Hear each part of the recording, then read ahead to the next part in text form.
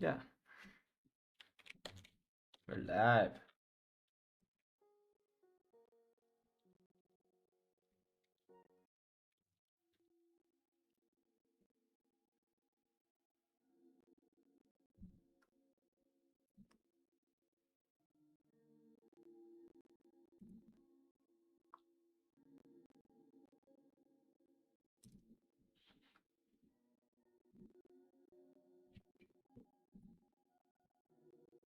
I guess, well, we'll see. Thinking. I'm always thinking. I should be doing more, thinking less. As long as I do something, I'm happy. I'm actually the book that I'm reading right now. It spoke a little bit about collision, which physics and collision, which is pretty cool. But damn, I just oh my god, I'm not publicly live on Twitch, YouTube. I mean, fuck.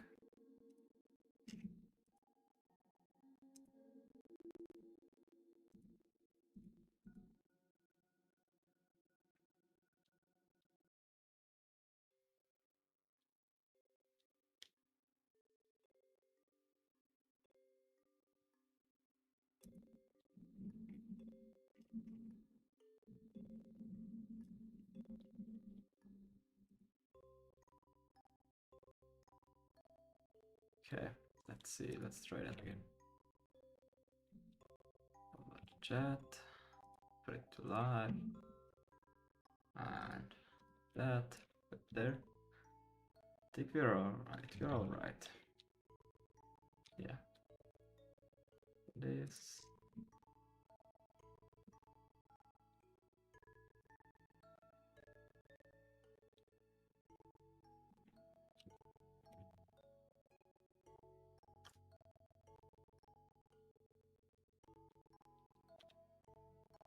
Okay.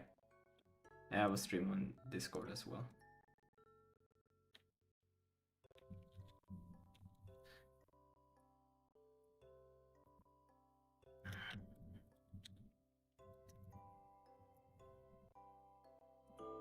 We're back, baby.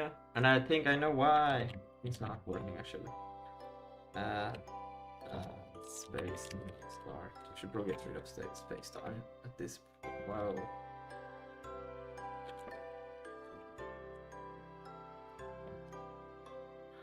And then and I'm gonna go to the not the GLTF loader, but the node. This one, and then I'm gonna go here. Yeah.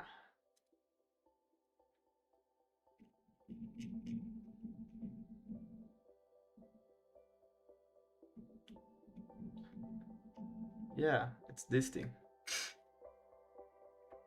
That's the index. We'll begin by checking if the pipeline has changed and if the pipeline again, and also rebind our global descriptors. Wait, we store the last pipeline, last material, and last in the check if the pipeline has changed. If we did, we bind the pipeline again, and also rebind the global descriptor set. We also have to call set v or set scissor commands too.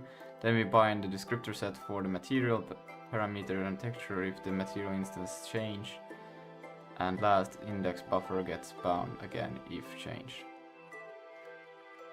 Interesting, so every time that you do a bind,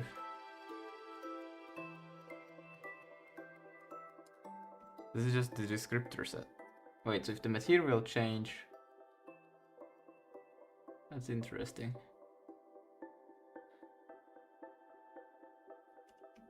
If just the material, then it's just the material set, otherwise it's just both of these. But why would you have to do the scissors and viewport again if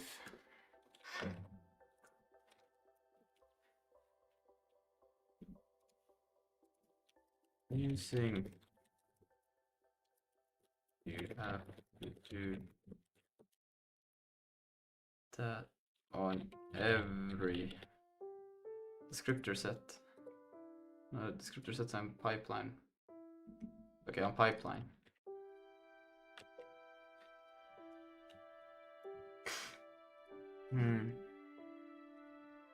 You don't have to do it on every weekend pipeline. You only have to do it when the pipeline expects dynamic state and the values might change. Viewport and scissor are pipeline states. In Vulkan, almost everything that affects the rendering is pipe state of viewport and scissor, so you have to static state back. Hello, shadow fungi. Back into the pipeline, you specify the VK pipeline viewport state. Wait, specify and do not mark them dynamic. Then you never call. Okay. Okay, dynamic state is command buffer state, not pipeline state. This is people miss.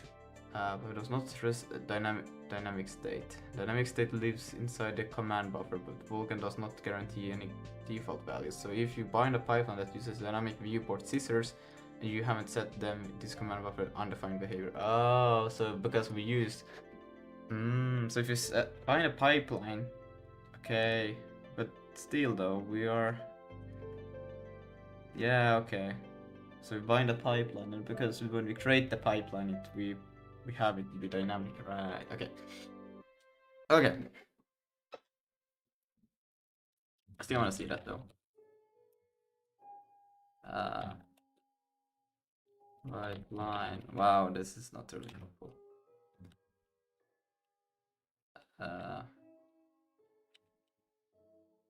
Pipelines here.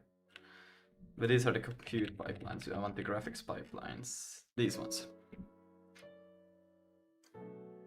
Load, then config for the shader, and then dynamic states 0, yeah, and then dynamic state count. But don't you have to tell it to be enabled? Flags, dynamic state count. I guess if it's not non-zero, then you just have to provide it. Okay. How is it going? I don't know. Today was a weird day. Well, I was up quite late, so I woke up at like 9:30, quite late, and then I practiced some music and shit, and then I went to the gym, and then I talked more at the gym than I worked out, so I wasted a lot of hours. Then I had to meal prep, then I read, and then I didn't quite do any good on the video editing, and now I feel kind of bad about it, but at least I got Vulkan, you know. At least I got Vulkan at the end of the day.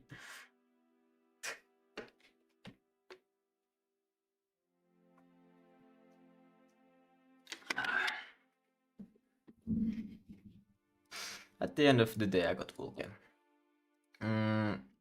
Now, why use dynamic sys or sys? Why use dynamic state? Dynamic state. Is it just sys or because it seems like that's the only thing and viewport, but because here we provide the states, right? Dynamic states. State scissors and viewport. So okay. Should I know? It's not just scissors, and yes, dynamic states exist to avoid pipeline explosion and to make engines viable. Let's go straight to reasons. What dynamic state actually is? Dynamic state means the piece of pipeline state is not baked into the pipeline, which must be supplied at command record time. If it's not dynamic changing, it means create a new pipeline. Okay, pipeline create is slow, memory heavy, and not something you want to do per frame. What can be dynamic core command, not just viewport, scissors command dynamic state include dynamic state viewport, scissors, line width, depth bias, blend line width, I like that. Depth bound, stencil compare mask, write mask, reference, modern Vulkan, very important. You can change the cool mode? No way. With the extension, no way. Yo, bro, why do I even hot HUDs for loading? Jesus, this is cool. Well, again, this is just Why do you need... this is also just an AI response, but I think it's pretty accurate, though. Primitive typology, yo, brother. No way, and more. You can now change use the pipeline. Whoa. Well, of course, you have to still program it then. to work, but still. Without dynamic state, window resize new pipe. Okay, why dynamic state exists the real reason. Without dynamic state, imagine no dynamic viewport scissor. Window resize new has to be new pipeline. Shadow map, different size, new pipeline. View architecture, new pipeline per eye. Split screen. Okay. But wait, is the view and height actually defined in the pipeline? Isn't that just in the swap chain? Wait, or gateway drug. First, why engines go hard on dynamic? Okay, let me just. Isn't the size just fine for the swap chain? Isn't pipeline just how? Good question. This is confused, very common, and you have right. Sure, the swap chain defines image size, but the pipeline does not automatically adapt to it unless you use dynamic state. Okay, what? Oh, right, because you can see also. We go here, there, set scissors, draw image extent. When we redefine this each draw or each time by new, okay, yeah. Let's see what it explains though. What the swap chain actually defines. The swap chain defines image extent, format, count, that's it. It does not tell the GPU how to map the clip space to pixels. But the pipeline defines. The graphics pipeline how to versus clip space at NDC's frame buffer mapping happens. What viewport and scissor are fixed or dynamic rasterization rules specify viewport, NDC pixel transform, scissors rasterization clamp. These are pipeline state, not swap chain state. While recess would force a new pipeline without dynamic state. That if viewport scissors are static, that viewport is baked into the pipeline. If the window resized to the two swap chain images are now. Okay, but still, that's pretty cool. Okay, then it makes sense actually.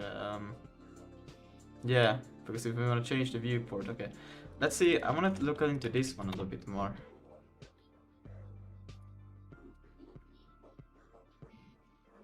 Do they have contributors? Set scissors with count. Whoa. Whoa.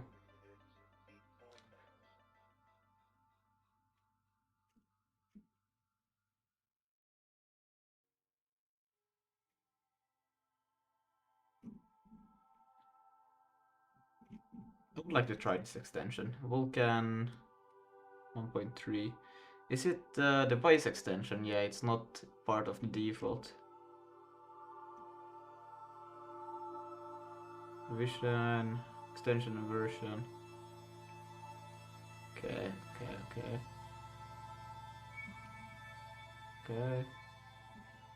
Pretty good. Might try it actually. Just because I think it's cool. Let's see. But maybe later, I still have other issues at hand. We now should get the performance win, especially as we only have two pipelines, so a lot of those calls to VK pipeline now disappears, but let's improve it further. On the PC with a Ryzen, this cuts draw unit time by half. We are going to sort the render objects by those parameters to minimize the numbers of calls. We will only do this way for the opaque objects, as the transparent objects need a different type of sorting, depth sort, that we aren't doing as we don't have the information about what's the center of the objects.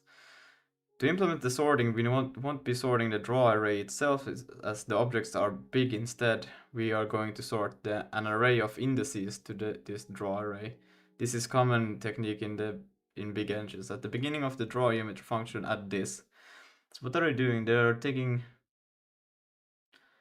opaque draws, an STD vector, opaque draws, reserve, main context, opaque surfaces, so they're reserving that. And then main draw context size plus, and then they push back. I'm not really sure of the pushback. Is it allocating a whole new one, or is it just taking a pointer? I have no idea. I don't remember actually.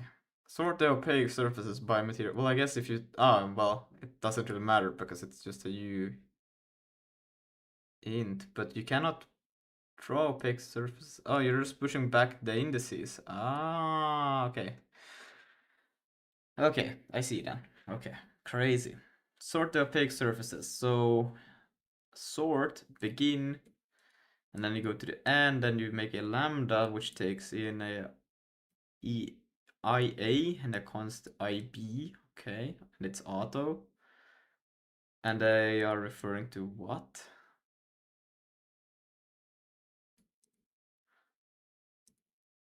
What are these things? Anyways, render object A reference main draw context, and then you take I. Ah, right. You were just passing in IA and IB. Right. Okay. Yeah, this is just a sort. And it goes through. Alright, I'm back. So it's some sorting. Okay, quick sort. Welcome. Welcome. If Thank material A is equal to material B, return true if the index buffer is smaller than the index. Oh, okay, interesting. Can that just work? That's so strange. Else. Yo, Harold, do you need industrial batteries still? Yeah. Good, because I held on to 3 of them. Oh, fabulous. SDL algorithms has a very handy sort function we can use to sort the Hey, opaque Douglas. draws vector. Hey, Hey. halt. Halt?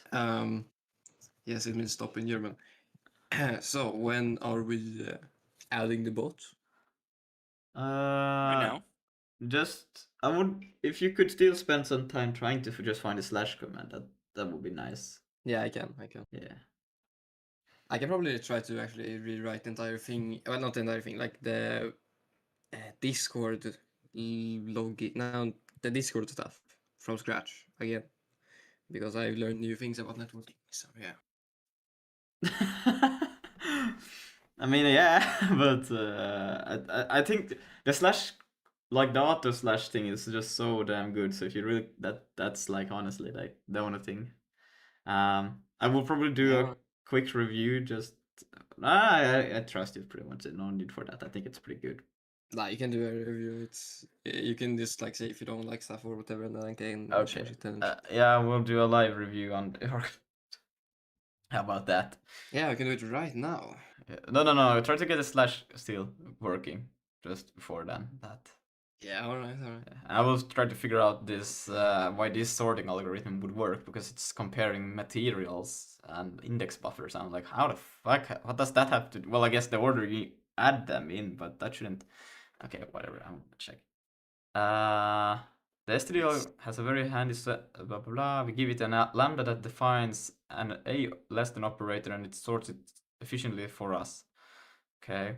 We will first index the draw array and check if the material is the same, and if it is, sort by index buffer, but it's not, then we directly compare the material pointer. Another way of doing this is that we could calculate a sort key, then our opaque draw could be something like 20 bits draw index and 44 bits for sort key hash. That way we would be faster than this, and it can be sorted through faster methods. Now with this draw, now for the draw, we draw from the sorted array, replace the opaque draw loop with this one. So, okay, they just draw, opaque, draw, and then opaque. Oh my god, I take each of those indices.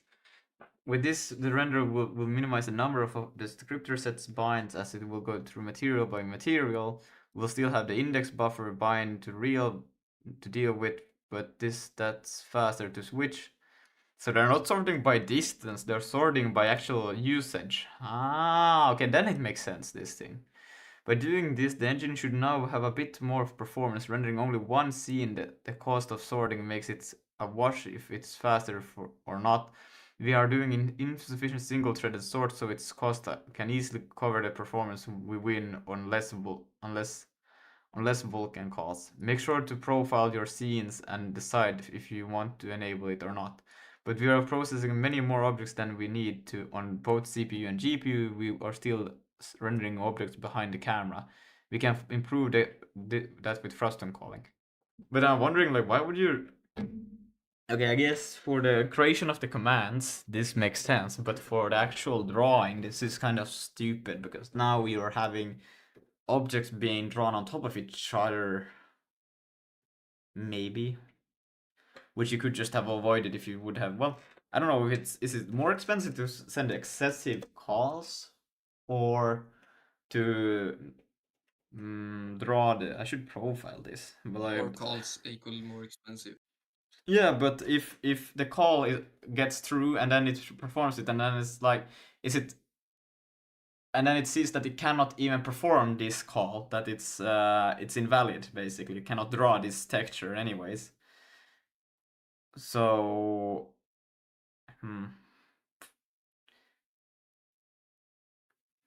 yeah, I don't know which one of those are more expensive because it's just a call that it won't perform. It's like sending a bunch of information, but then in the end it's like it's not gonna use it, so or it can't use it, so we'll just skip it.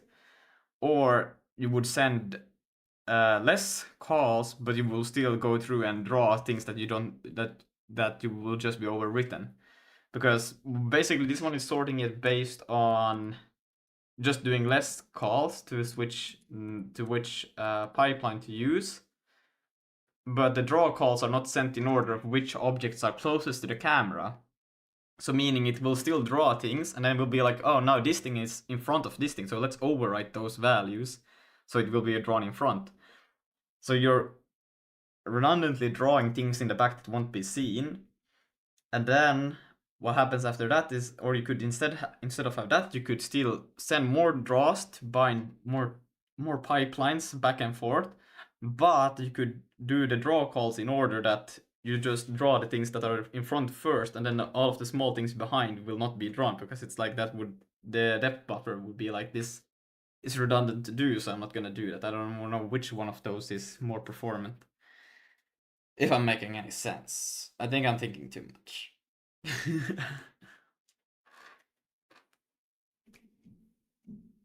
It's still an interesting idea, but I'm not gonna do that one because it's a small thing I don't care about per se.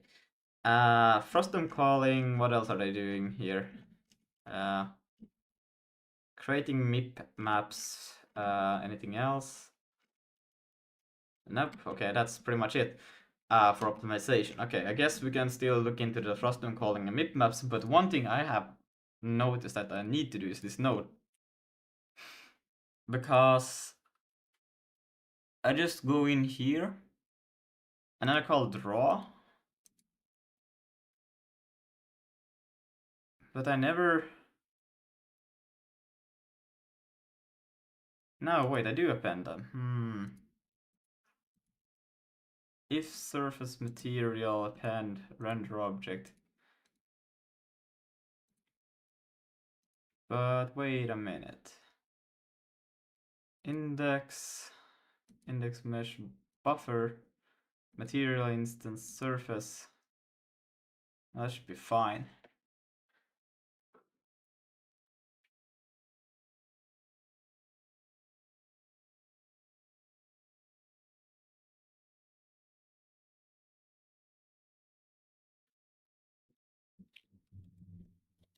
I thought this would literally be the problem that I have, but surface material dot, what else? Here we have the pipeline and the descriptor set. Hello, cheesecake. Maybe I'm just stupid again, because I cannot. All right, like I cannot understand why. I think though I should probably sort them in order to closest to camera, because right now this is just. This is I don't know, I don't think that's quite right what it's doing right now, or I have.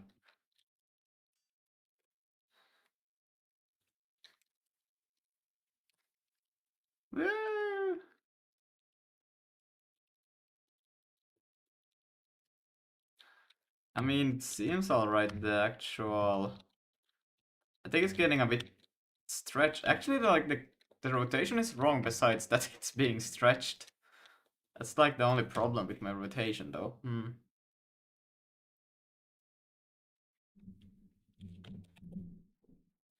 But I don't understand why the textures are invalid for my transparent objects.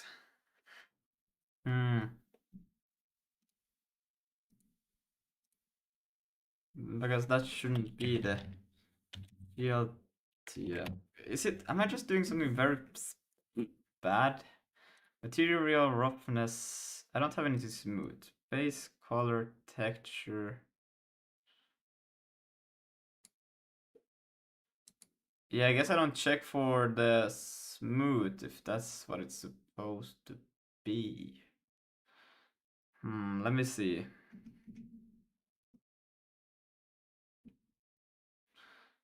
Let's see. I'm gonna go to Sketchfab. Oh my god. Oh, good. I'm gonna try to find something that is transparent, maybe translucent, and then we're gonna go for these two. Okay, I mean, this one should be pretty simple, right?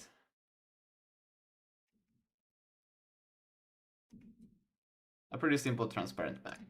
I just want to see if, like, let's see, yeah, that one.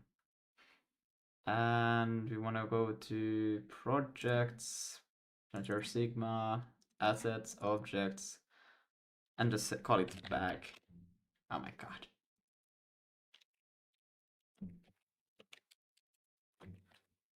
Bag. Put it in the bag. All right, that's Put the fries in the bag, bro. And then we can go back to here, and we can go to structure. I am pretty confident I call it. There it is. And we can take. And I would like to just start. I hate that I have to do like, I have to like, whoa. I have to like select it, press delete, and then press insert, and then I can start typing. Is there a faster way in NVim to start inserting? I do V, then select the word I override, then press delete, and then I insert, and then start typing. Because I just would like to start typing directly when I've selected the thing, but let's see.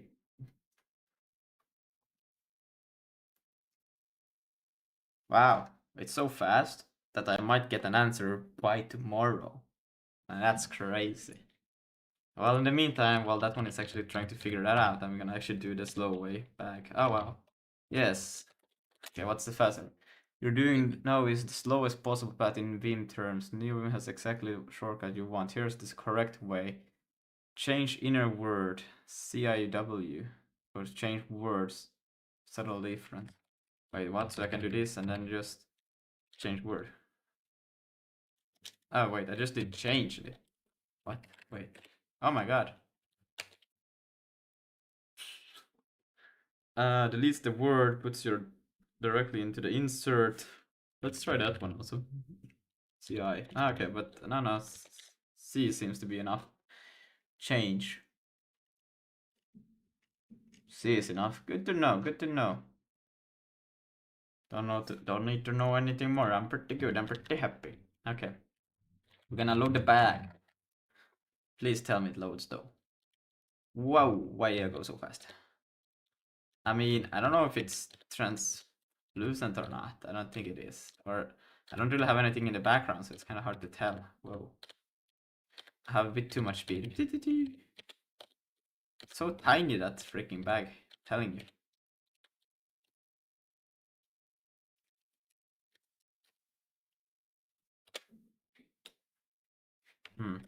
I don't think the transparent stuff are working. I wonder why. Wow.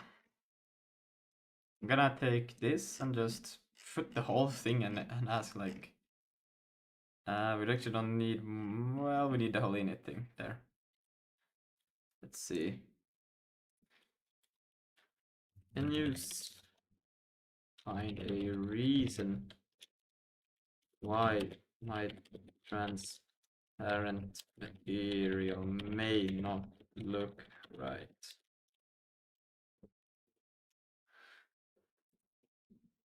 Because I feel like it should be alright, but I don't know, it's not alright. Then also, maybe it's because I don't have smooth yet. Yeah, from this loader code, the most likely reason is not the individual departing, but in the render transparent path and how your transparent pipeline states is set up. Here the culprit makes transparent material look wrong, mapped what I can see you're doing. You mark material as pattern, but you do not actually render transparent correctly. If material blend pass else main color. That's fine, but the renderer must then draw opaque first, draw transparent last, sort the transparent back to front per object, ideally per surface. If you draw transparent in arbitrary order or mixed with opaque, you get classic wrong blending. Checking your draw loop, are you collecting transparent object into a separate list and sorting by distance to camera?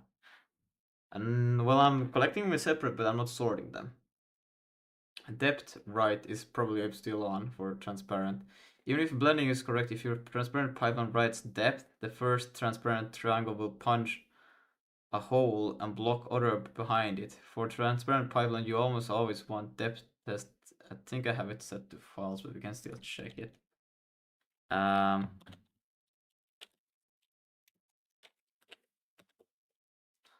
Let's see, depth barrier.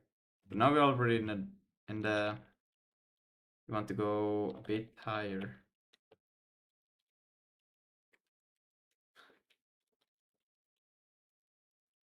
To here, not here, here. And then copy pipelines here. And then go to this one.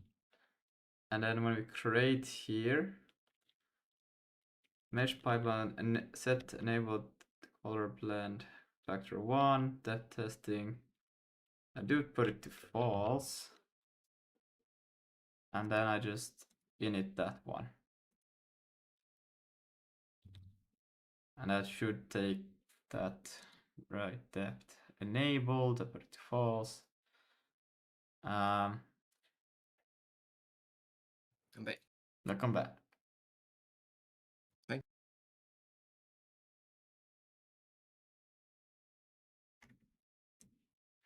So I think we are all right with that. But I don't know. Let's see.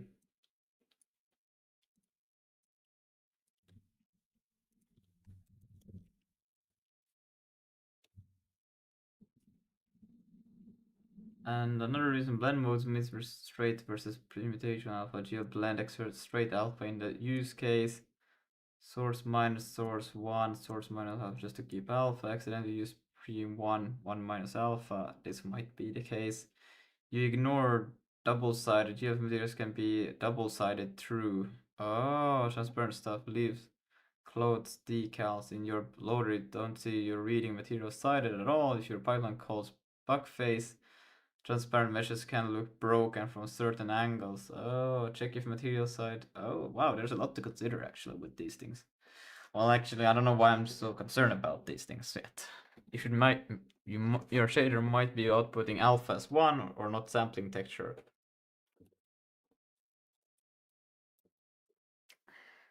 Hmm. Hmm. Hmm. Wait, no. Color light value. Scene data.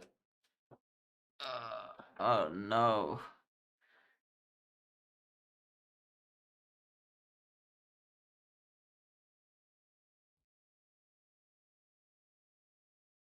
Wait, do I have them in the right color multiplied by light RGB A, right? I am assuming.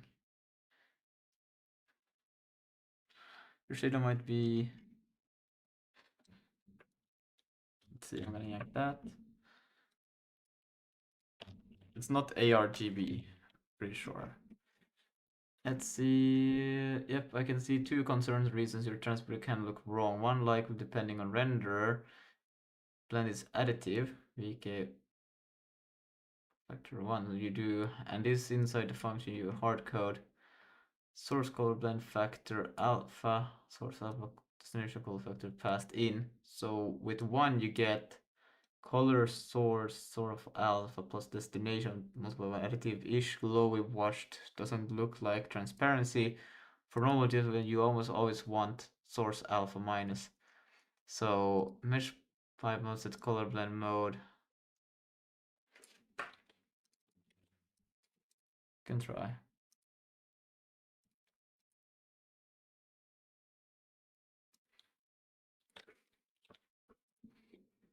Alpha channel blend setup is weird. Alpha becomes basically source A and ignores destination. You hard coded alpha blend 1, alpha blend factor 0, so out alpha source always. That's not necessarily visual wrong if you don't use alpha later, but you unusually then break if you. Okay. A counter straight up setup is source 1 minus source alpha.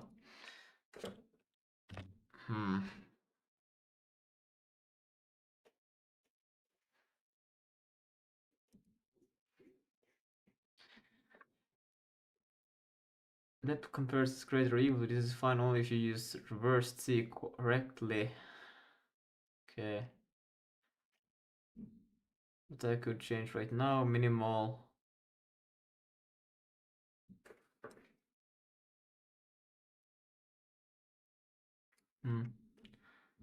Wait, there's also like set. Set binding destination color blend factor. I don't know why I call it this.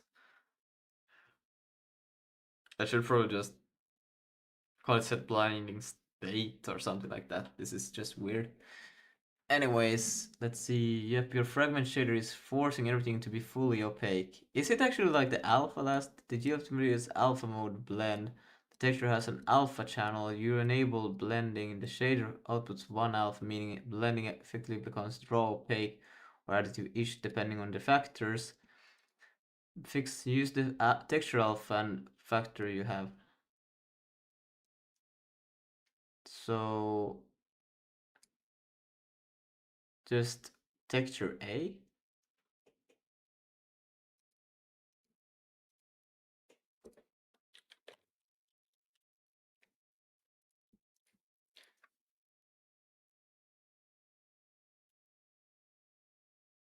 Now, hold on.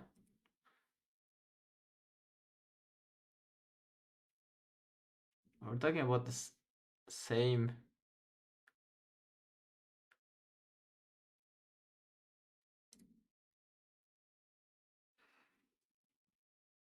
Texture, you get it like that, and then saying if your new basically random materials constants you should multiply it into a possible vertex alpha. Okay. Let's quickly, I'm just changing that first one thing. Whoa. That's a crazy transparent bag right there. Not really. Okay. We can change this then a little bit. So we can do a vec4 and then call it text equals texture color text in UV, and we can do that. Texture and then texture A. This is weird. I'm not sure. This also let's see if it even compiles. No. Oh.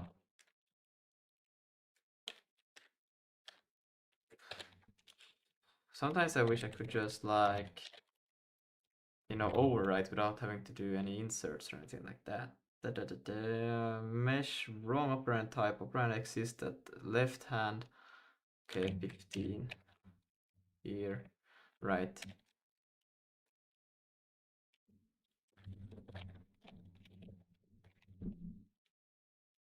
All right, I'm starving. Oh, there it is. Food. There's my Yeah, see you later. All right, see ya. There's my transparent plastic bag. Sure. Crazy. I don't know if it looks any good on screen, but crazy. Okay. Scream. I scream. You scream. We scream. Everybody screams. Actually, there's only one thing called bag, so why not just go for that? And then I can do that, and then that, and then I can say sci-fi, I think it was. Let's see. Moment of truth. It's fucked still. But the bag worked, so I think it's just the model has some implementation I have not yet added. I'm not gonna be too concerned about that at the moment, actually. Add a transparent pipeline, yeah. Let's actually get rid of that. Added mesh, added transparent pipeline, we get rid of that thing. Why is it, hold on. It should have been in here. What have I been doing? Okay, never added any transparent pipelines. But I do add it for the bag, right? Please tell me that's for the bag. Okay, I'm not supposed to be doing this still, but okay, it's interesting, kind of. Sci-fi there. And then we say bag. Then we do a double bag. Yeah, there's that transparent pipeline. Okay. So that means it just doesn't add the transparent pipeline, but I do have the functionality to do it actually. So that's good to know actually. Okay, so I think that's probably translucent. Whoa, what the fuck just happened? Backwards and then sci-fi. Why do you do that every time? Sci-fi. Save. When I'm hallucinating, guys. I'm crazy. Okay, whatever. We can pretty much ignore the rest. I'm not too concerned, but I'm gonna look into the. We should probably look into the sorting. But okay, Lucas, okay, you're back. Great. I was thinking.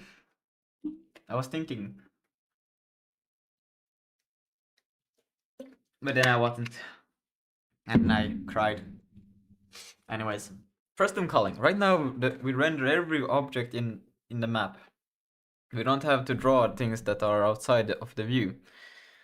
Let me actually do one thing. I don't know if it's important. Okay, can you just type something in that as a... Yeah. Can type something. Something. Wow. That's crazy. Thank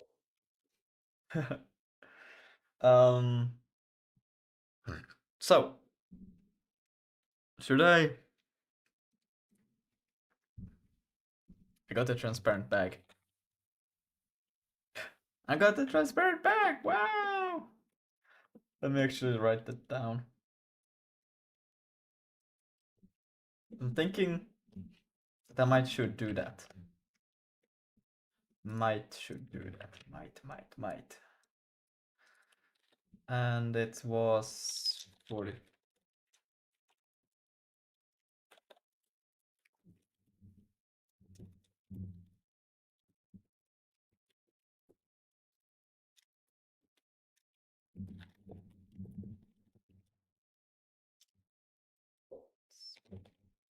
Let's see.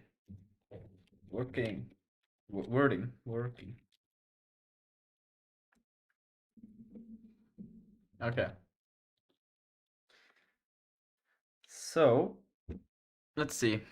Right now we render every object in the map, but we don't have to draw things that are outside of the view. As we have the draw list, we will filter it to check what objects are in view and skip ones that don't. As long as the cost of the filtering is cheaper than the cost of rendering objects, we have a win. There are multiple ways of doing frustum calling, but with data and architecture we have, we will use oriented bounding boxes. We will calculate bounds of each geosurface and then check if it bounds in the view. Let's see, oriented bounding boxes. Let's actually go here, I think. And do this. Wow, look, I copy pasted a blank. So what are like these things? Are they like...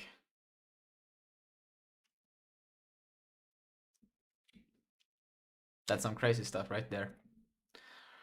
Oriented bounding boxes. OOB, I just read about this, wait.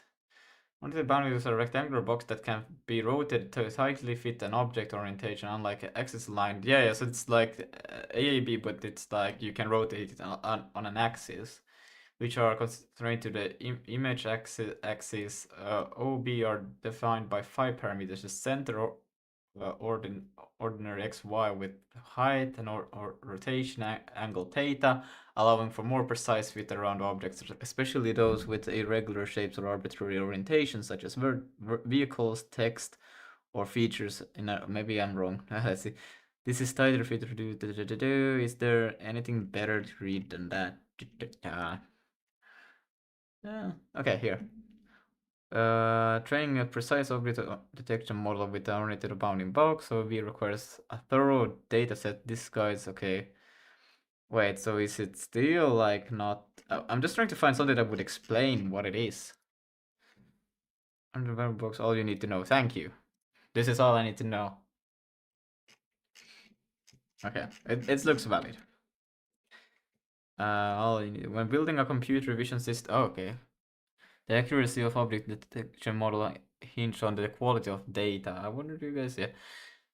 Well, axis aligned bounding boxes have been the standard oriented bounding boxes. OOB are gaining traction due to their ability to capture objects oriented more precisely. This blog explores the orientation bounding box annotation. It is advantage over regular bounding box annotation. The machine learning models that can predict oriented bounding boxes are a glimpse into how Minkosh offers powerful features to effectively label oriented bounding boxes. What is an oriented bounding box? An oriented bounding box, OBB, is a newer type of bounding box where the bounding box enclosing an object can be rotated to better fit the object orientation. Thus, the enclosing box is not necessarily aligned with the image axis, but is instead rotated to fit the object's orientation. Unlike axis-aligned bounding boxes that are aligned with the horizontal and vertical axes, OB captures the exact alignment of the object, providing a tighter and more accurate fit. The need for oriented bounding boxes arose because in certain cases it isn't enough to identify objects with a rectangle. For IG satellite images usually containing a large number of smaller objects, which can be oriented at any arbitrary in plane rotation. Detecting these objects with regular axis-aligned bounding boxes presents several issues, like large overlap between different boxes, lots of background in bounding boxes, etc. Some key characteristics of oriented bounding boxes. Rational fit. The bounding box is rotated to match the object orientation, ensuring snug fit. 5 parameters OBBS are defined by 5 parameters: centered, coordinates, XY, width, height, and the rotation angle. Enhanced precision. Capture objects' spatial orientation more precisely, especially for elongated and irregularly shaped objects. Okay. Yeah. Differences between axis line bounding boxes are oriented bounding box. Okay, I don't really need to... machine learning models for bounding box object detection, rotated based conventional neural networks. Okay, no, it sounds pretty simple. Like, it should be pretty much just if you have a coordinate, right? Wow, look at that. With y and x, and then normally A, B, B is axis aligned, so axis, and then it's aligned with the axis bounding box. This is a bounding box. But now, instead of that, I store the coordinate, which is where it is. And then I have an angle, so I can rotate it. And then I can specify how high and wide it should be. And well, that should actually, I think it's gonna be from the center then, like this, right? That's the only difference then. Ah, that sounds pretty cool. Okay. So we will calculate bounds for each geosurface and then check if the bounds are in view. Okay. So update structures in VK loader .h with the bounds. So add the bounds into geosurface, so into geometrical surfaces. So we'll add a bound. Let's see. We'll go here, and I think is it in material? I think it's in the material. No. It's in the mesh itself actually that we store these things, not in the material. What I'm saying. Here. So here we have geosurfaces, which is just so for each surface inside of the mesh, we will now create the structure, which is bounds, rather struct, like so, and we will call it bounds as well. And we can delete that, go here, go in there, take that, and then we can, well, we don't have GLM. I don't know what I'm doing. Hi, how's the progress? The progress, I think it's okay. If you're talking about this, bro, but my day has been pretty bad actually. I'm just saying. Okay, I've gotten shit done. But I'm disappointed in the amount I've gotten done. Okay, we're gonna need a vec3 here. And I don't think, should I origin? I don't think I'm gonna specify. If you create an empty one of these and you don't give any values, I want you not to be able to proceed. I think that's like, why are you doing this? That's gonna be easy to make a lot of problems. Like if I say that the default that you have it in the origin, it has 0 radius, sphere radius? Shouldn't that just be degree? Okay, maybe I'm not understanding what this is anymore. Anyways, and then you just say that it's like in the origin it has no extents or anything, then you will always it will always, I don't know, some case will always be like weird and you will not be able to figure out what the program will run, and that's just pathetic. So we are not gonna allow people to do stupid things like that, because I know I'm one of those who will do it. I'm gonna do it on F32, yes, it's a true one. And next time, this is okay alignment actually. Yeah. Extend and set vec3 F32, and we can remove these ones. So now we got the bounds, and now we can add it to our surface structure or geometrical surfaces, and we call it just bounds, I guess. Why not? Bounds like so. And there we have it. Crazy. Then also the bound structure to the render object. So not why sometimes these structures are a bit scary that they are just I'm actually realizing that I kind of probably shouldn't no, this is the correct way to do it. Yeah, no, this is fine. But the thing is, where this gets weird is because now I have to go to the node and I have to go here and then the render object here.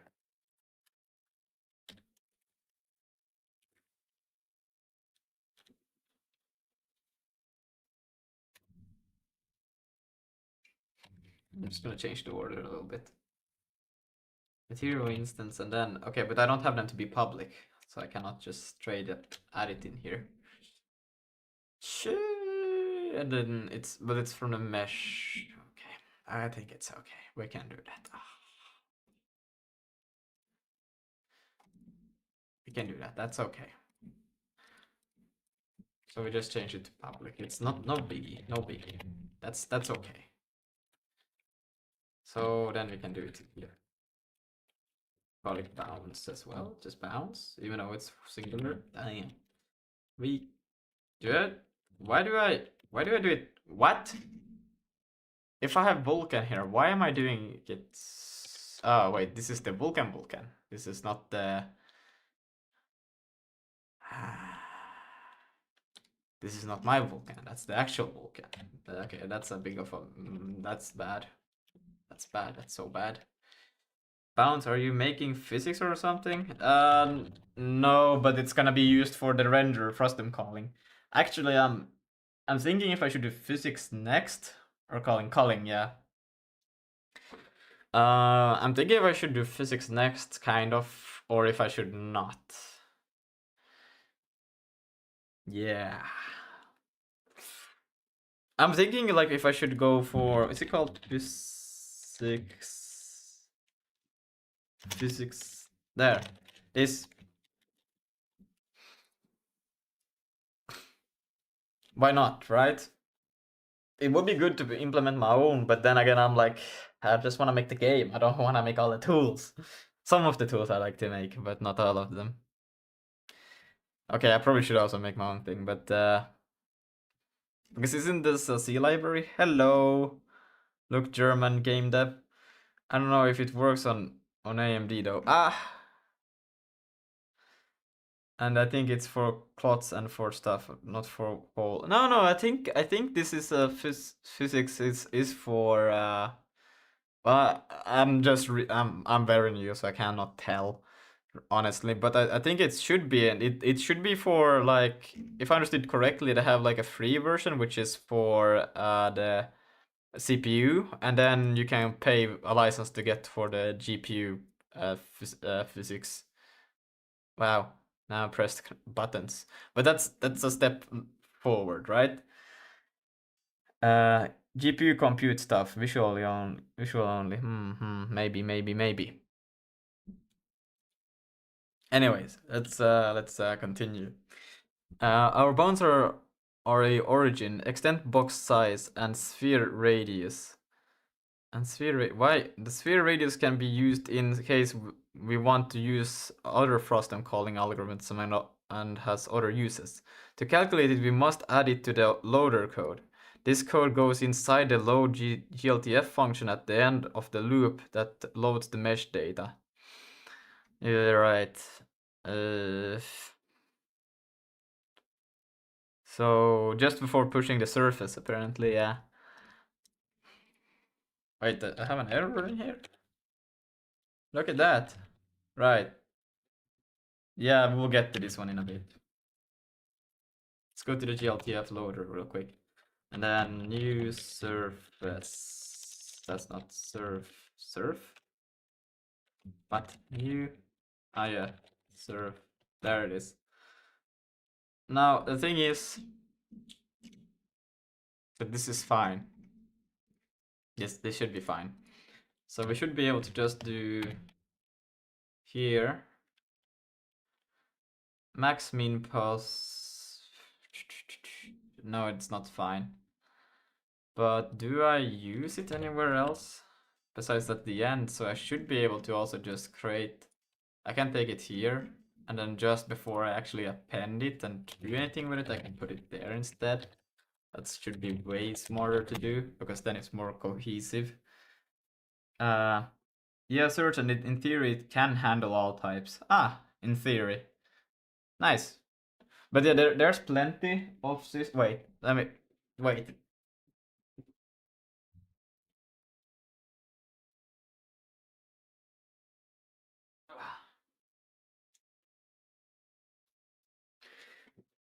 Oof. All right. Okay. So I got game engine architecture. I just read about the physics stuff. Also reading about now. I'm kind of reading about physics in general right now, and they do suggest. Wait, it was. They're talking mainly about how to make your own simple collision detections primitives, but they're also talking about. Yeah, but where do we? I remember there was a list here. Okay, so there's ODE. Wait, let me just get them all. So we have ODE, right? Then there's Bullet. I don't know, they say also which ones of these are free, but you know. And I'm thinking actually of using, probably to begin with, a physics library, because it would be ideal. Havoc, I know that one is not free, I think. Yeah. Those are the ones they mention in this book, at least. Crazy book, by the way. I will put it there for now. Alright.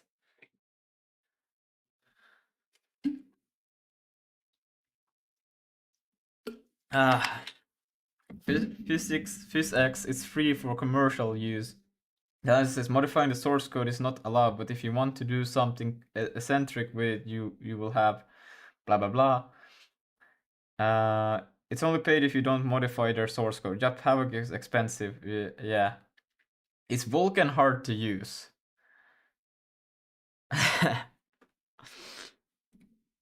I mean, anything is really hard to use, to be honest. So, I mean, if you... I would even argue that OpenGL is hard to use. Raylib is hard to use. Using an engine is hard. But, like, depends on what you wanna do. You know?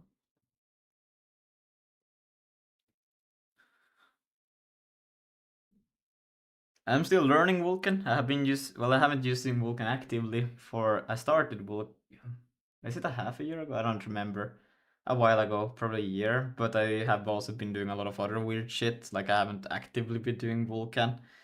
So... I'm still learning Vulkan. But, hard. I mean, what isn't hard? Budget up to 20 million, 50,000 per Havoc product valid for development and release. Havoc physics and Havoc navigation, community support, access to Havoc libraries, all platforms included. Yeah, that's the one we need to get. We need to get the 20 million, right? We're gonna have some crazy physics going on over here. No, but there's. I think it would be nice, but we'll have to see. We'll have to see. All right. Let's see. What is they're just taking code, loop the vertices of the surface min max. So they are taking the min position, max position. Oh, and then they're just, oh, interesting. And then initial to vertices size. And then they're just taking the min and the max of all of the vertices. And then the bounds is max pos plus min pos divided by 2. Right, I cannot directly do this because I don't have GLM. And the new surface bound extent. Okay. Sphere radius. And then you would have that. Okay, it's not too crazy. You can always make your own library, Lamau. By the way, with the bounds, can't you make occlusion culling? Occlusion culling, wait. You know what I was thinking? Oh shit. Why do I not remember? I don't see. I don't remember. Yeah, wait. So it's literally just. Wait, let me just. Yeah, this. Yeah. This is kind of the point. See, someone had a good video on it. Yeah, I was thinking about. This is also what I just read in a book, which I thought was pretty damn cool. And it's really simple to do. Is that if you have the camera, right? You have to thrust them. And what you can do is you can abstract every single thing. Let's say you have different. These are just the origin of a mesh. And then you, or I guess you would have to use something else, but you encapsulate them in spheres, right? And let's put another one here. And it's really easy to calculate like if you should render a thing or not, because a sphere has the 3 components of the coordinates, right? X, Y, and Z. And then what you can do is that you have the radius in the last one, right? So it's literally 4 components. This is you can store it in a SIMD. Wow, I'm very good at spelling today. SIMD, right? Instruction, because it's literally like enough components for that, and that's all you need to know if one thing can be rendered for each object, right? Because you get the position, you have the radius, and then you can check if it's within the frustum, of course, being a box. Then wow, beautiful box. So then you just check if they are inside, if the radius intersects. I was mind blown by this. I was like, oh my god, that's so true, so simple.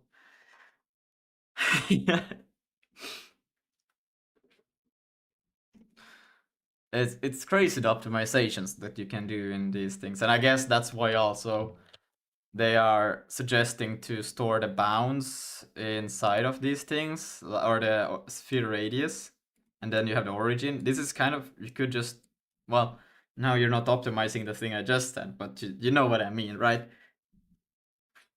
And then extent, why is it a vec3 anyways? Why would you need a vec3 for this?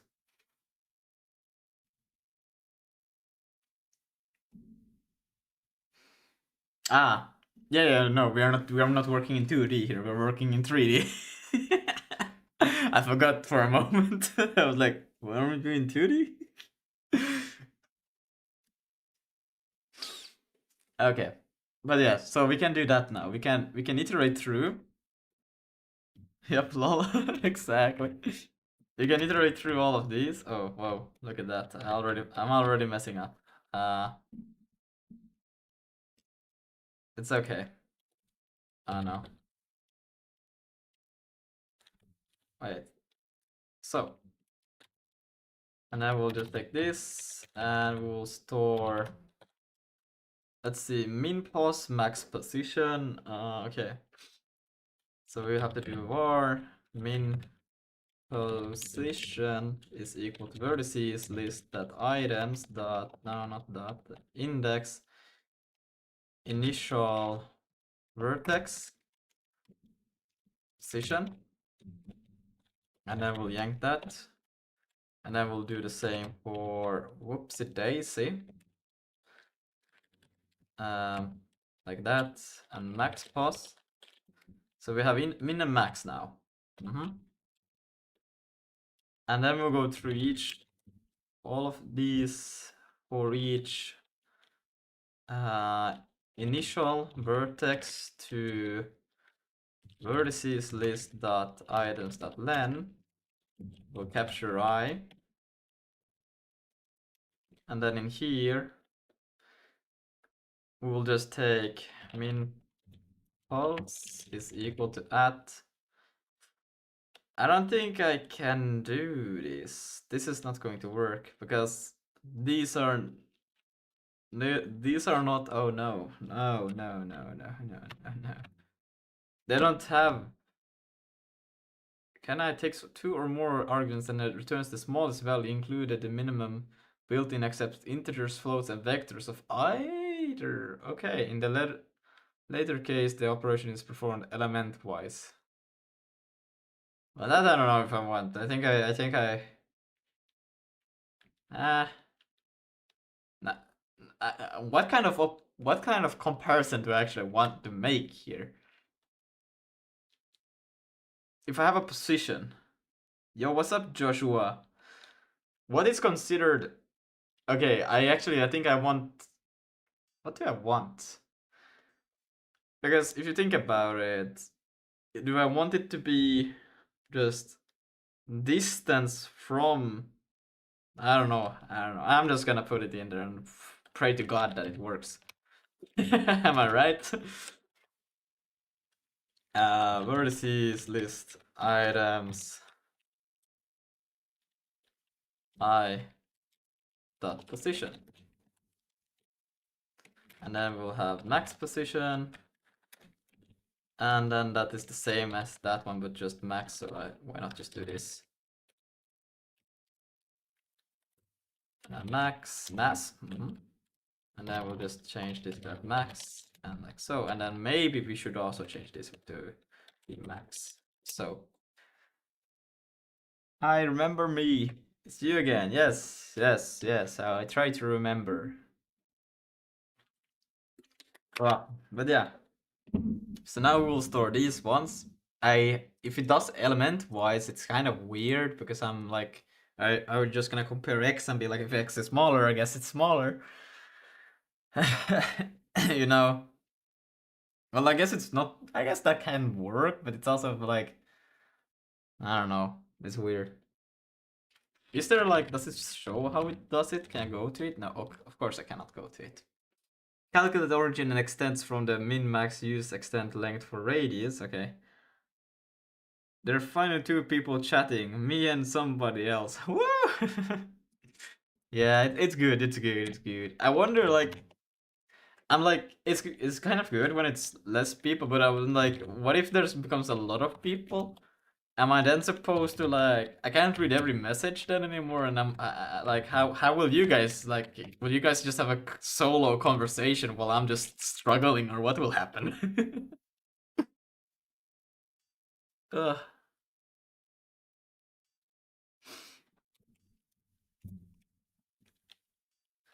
You were here yesterday. Yes, yes, yes.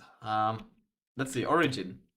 So origin takes the max position plus the min position and divide it by 2. Now, I don't know if I can do that. Can I just add? Will this do it? Will it? I think it should understand that this is what I wanted to take it per element, but I'm not sure if it does it though, because that doesn't feel like that's something Sig would do. Let's see if I save real quick. Right, I cannot do a one of those. I have to do this and then that. Wow, look at that! I'm already messing things up. Expected number found. Okay, but you just said that you will. Okay, takes 2 or more arguments. This bulletin accepts integers, float, and vectors of either. But I'm passing in a vector. And now it's telling me, oh no, I'm not passing in. This is not the vector. This is, oh shit. Oh shit, my bad. Let me just do an end set. Oh shit. I'm just doing a little bit of trolling. Just a little bit of trolling.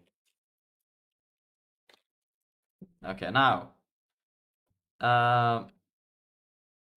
And then, yes, and then this thing I also need to get translated to an NZVec 3. Oh god, I think I have to do this. At as, whoa. NZVec, oh my god, 2 times in a row. Can I do 3 times in a row? Of course I cannot. Oh my god, what the fuck was that? No, no. Oh my god, okay, let's try again. Okay, nset dot vec, what am I doing?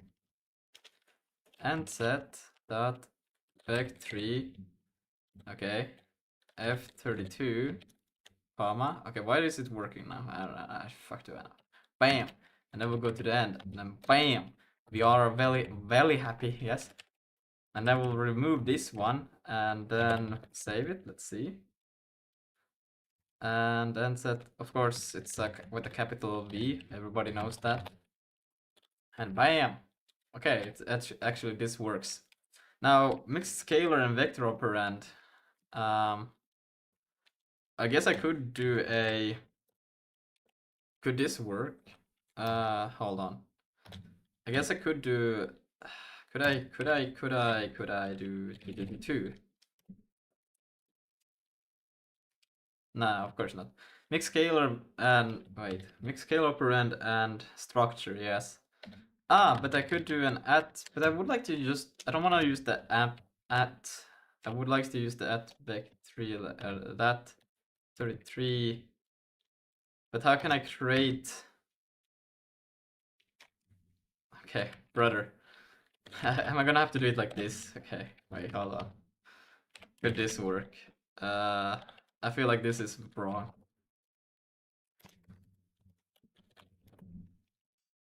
Expected type found comp time integer. Ah, look at that. No, okay, that seems fine. It's fine, it's fine. Missing radius. Yeah. It's okay. It's okay. That's actually kind of disgusting. But there's probably a way better way of doing this. But this is the way I know how to do it. Actually, I actually like when there are only two people. The person doing the stream can actually see our chats instead of 20 chats at once. Yeah, less random messages. Lol. Yes. Yes. Okay. Let's see. Then where were I? Yeah, there. So origin extent. So wait. Understand that to take max position minus. Well, do I actually understand it? Divided by 2. Wait, hold on. If you have, for example, -1 and 1, and then you take max 1 plus, yeah, okay, that makes sense. But then extents, you have max 1, and then, wait, hold on. Yeah, that makes sense. Does the extent make sense?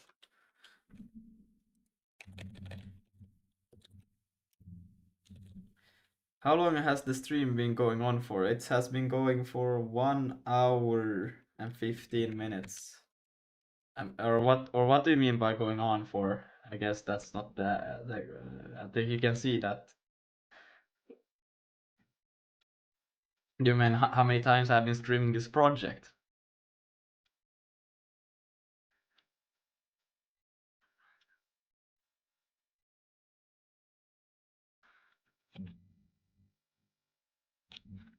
Let's see, max pass minus min pass, and then it's the same kind of divide.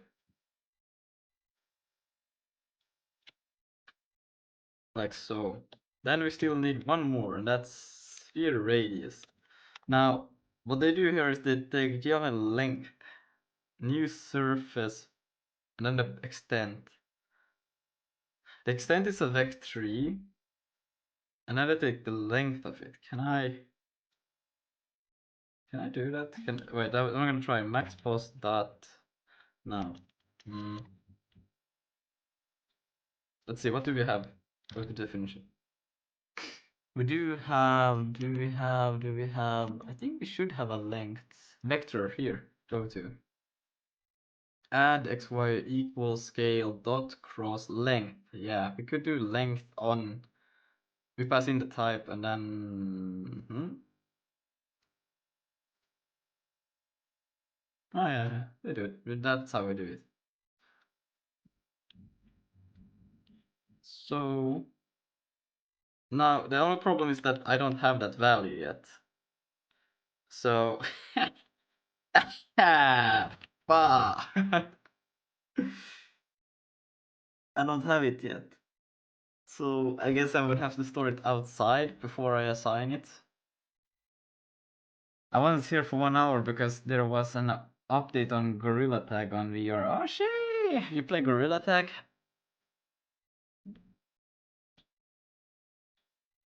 Yeah, I will have to store the extent outside because I won't have access to it here yet. It's still just being initialized, so we'll have to create a temporary const here, extent, and it will be fine. It will work the same way, so it's no biggie. But wait, which key am I supposed to press? That one. Yeah, and then that, and then extend,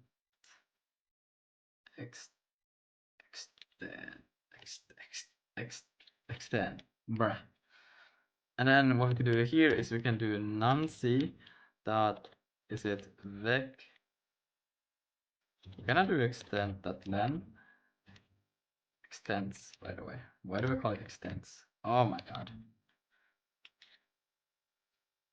I think I should just call it extend. That's way better.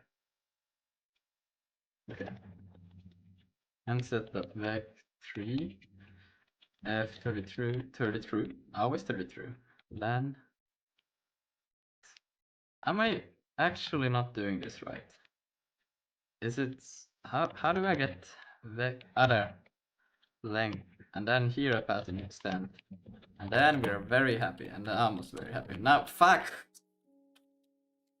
Now we're very happy. Now, why the hell was there an add perfectly time when he said 1 when he read my chat text? What is the game gonna be called? I'm so unsure about it. I'm so unsure. Because I'm basically... This is what I have been planning. And I'm either thinking, will I continue with this, or will I switch to a RTS game? Because I really love RTS. RTS are so freaking cool. Or will I make a tower defense? Tower defense are okay, alright, you know? Or do I just continue doing this? I have a great idea for this one. I really just would love to make an RTS, because RTS are freaking amazing. But also this idea is pretty cool, and I think I will continue on with it. It's called Planetary Sigma. For the moment. But it's basically gonna be like Risk of Rain, but on planet, okay? That's the goal.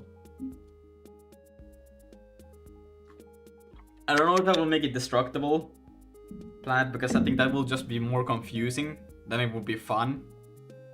You know?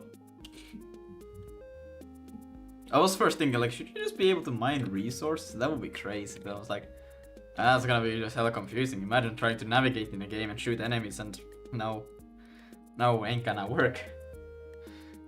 I think I'm gonna add another comma here. It's way more readable like this.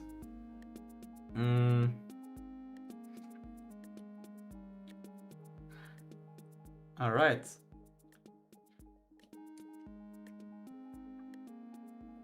From mesh no draw function. Wait. I wanna make a game, but I don't know how to code. Ah! That shouldn't stop you. Learning to code is... I think making games is the best way to learn to code. But it's quite logical. You don't have to do anything. You don't have to go like this low if you don't want. I think it's easier to learn actually when you go low level. Like C or something like that. Because then it's very clear about what goes on. And it's not that... I would say C is actually easier to learn than something like all of these object-oriented programming languages that exist that are just abstracted as hell. Because, brother, try to learn those things, you will go insane. But...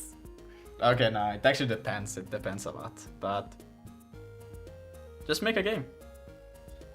I'm trying to make a Gorilla Tag fan game, but I haven't worked on it for ages because I don't know how to build in Unity. I think... Just, you know, do it. That's literally the only way you can do it, is just go on with it, just do it. And you have to just be clear with the goal. Like, you don't have to do anything crazy. You can just say that today I'm just gonna be able to spawn in a player character. And that's it. It doesn't even have to be controllable. You just wanna get what it's gonna be. Is it like it's gonna be a bean? Okay, great. And then when you get it, you might be, okay, maybe I could do a little bit more. Maybe I could add a rigged body, what is it called? Rigged body on it, so it will fall when I press play, but I still can't control it, you know? The simple steps, one simple thing at a time, and then it kind of flows from there. But if you say that you're gonna have the whole game done by today, it's like, well, I mean, if you can manage to do it, great. But if you can't, just be honest and say that I'm just gonna do this one thing. And then I'm gonna be happy. And then you're like, but maybe I could do another one. And I think it's also fun in that sense if you break it down to simple, small tasks. Because then it's enjoyable, and also you might even spend a bit of extra time trying to figure out extra stuff about that small thing. Okay, but I added a Gorilla rig to the game. I don't know how to connect my headset to Unity. But that's... So I can test it. But that's literally, I assume you're on Windows. If you're on VR. Because using VR on Linux is, well, that's what I did, and it's, yeah, okay, good. Then you have a hell of a easy time. Then actually just make it your goal to just get like your VR headset connected to the Unity. If you're really inexperienced, it might take you a few hours, but if you know a little bit, I think you could do it in a few tens of minutes. Like, and then don't worry about anything else. Your only goal is to just get the VR headset working, and that's it. And you could also do it you don't even if Unity, yeah. I don't know, I have done it in Unreal. In Unreal it's really easy. If you have Steam VR running when you start an Unreal project, it's literally there when you play in VR preview. You have to select just the VR preview setting and that's it. But it shouldn't be anything more complicated. I think Unity probably has like, if you just read their page on it, there's probably like, you just spend 20 minutes reading and then you have it there, boom. Or you could just follow a YouTube tutorial and see what they do. It shouldn't be too complicated, I think, to connect. Well, I don't know. I feel like it should probably be something similar with Unreal, where you just plug it in and then you press play and it's there.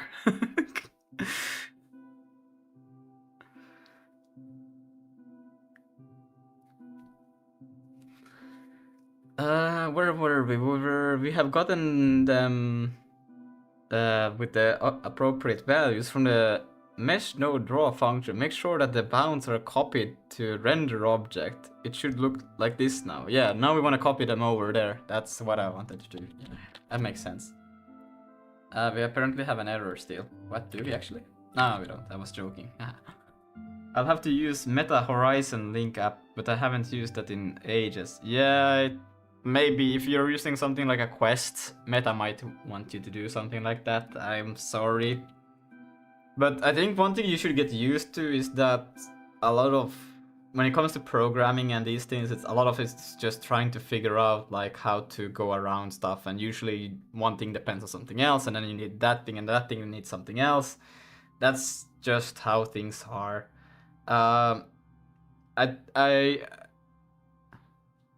Okay, luckily your wirelessly connect. Good. I think I learned that best from using Linux, because with especially with Arch Linux, I have a lot of times I update some packages, some application that I want to use, and then it won't start. And I'm like, why won't it start? And then I have to go and read through a bunch of error messages, and eventually I figure out, oh, because it uses some old version of libc++ or whatever, and then libc, sorry, or whatnot.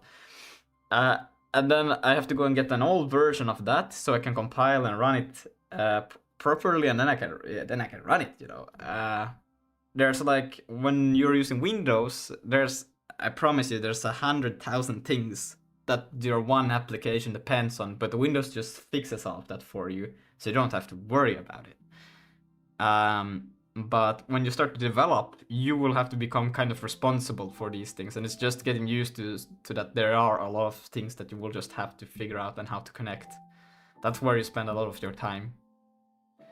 And the only way you can get better at that is just run into more of those issues. Like, there's no... I'm still not good at it. I'm just saying, I'm shit at it.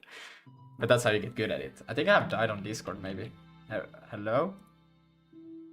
Oh, no, I haven't died. Okay. You follow a tutorial on how to make a gorilla tag game. Oh, well, nice.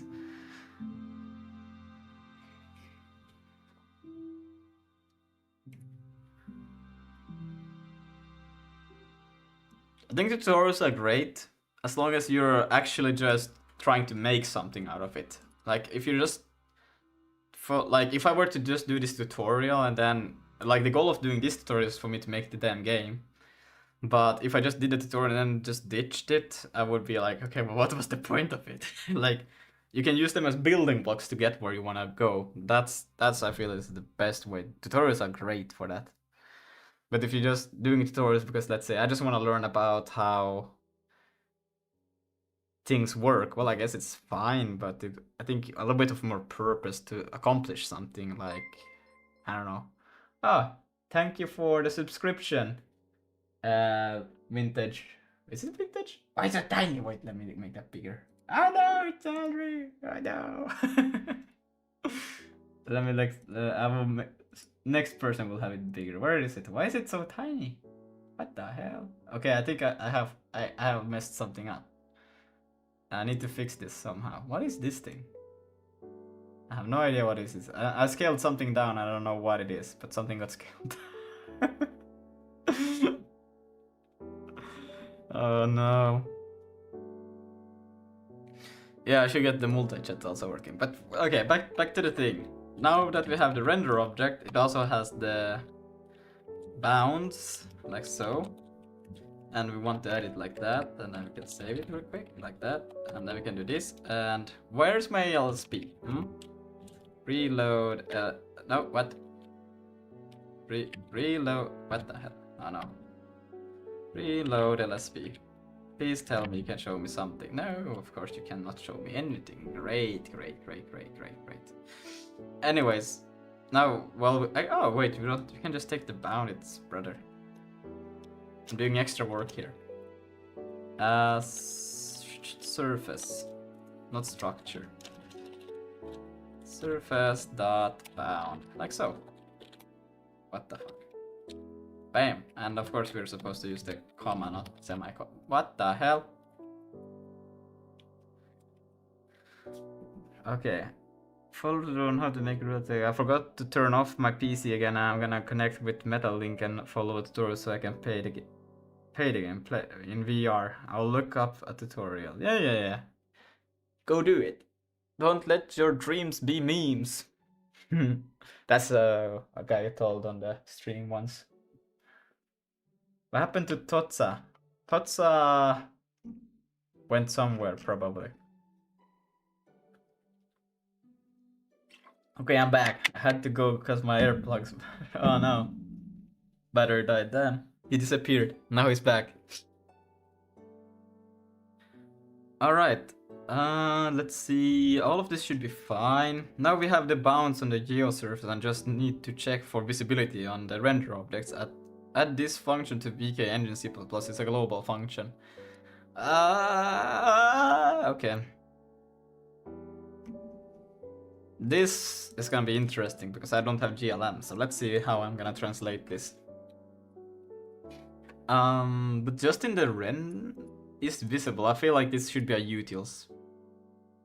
Maybe. But we can put it straight in the render because we are kind of like... We're kind of getting towards the end. And I will do the cleanup after that, so I kind of feel like why not just put it here. I don't really can think of a better place myself, so why not? And then we'll just do a public. Now we can make a global function. It's a global function. No, it's not. It's not a global function. It's a private one for now. He is visible. And I don't think we will have to do anything like that. Okay. Yeah. And then here corners. Okay. What did I miss, Lo? Back my iPad. Oh no. You missed, we are trying to hype up Joshua to do his, what's it called? VR tag game. What was it called? Gorilla tag game, yeah. Wait. Sorry, that disturbed me. And then we will have an STD. We actually need to make an array of these. We're not truly appending anything. Why not just make them... I'm thinking I will probably just make it a normal... I'll make it like this. Then we have to take in an allocator. Do we need to take in an allocator here? I don't think we need to. So corners, we can still call it corners, and we want 8 of them, right? Probably won't change the values. We can make it a const. And then we can do it to be a const array of 8. And then set vec3, right? Like so. And they will all be f33. And they are called... Wait, let me just fix this. For corners, like so. And I think almost right. We can now just go like that, and we can... Whoopsie daisy, what am I doing? Haha. that, and shouldn't that be kind of... Oh shit, look at that, what did I do? Oh no. Backwards, that, and then one back, and then like so, we can remove that,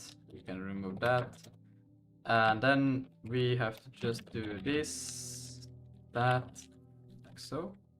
Shouldn't that be expected? Is it? No, wait.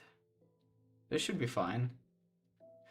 And array of 8 vec 3 f33s. I find that this should be pretty much fine. Let's see, what if I change it to be like this? Okay, now I'm getting pissed. This should be how you do it. Am I stupid? Maybe I'm just stupid. No, it might be. Let's see. I know that I do something similar here. Let's see. We used to do something similar. Apparently I don't anymore. Great.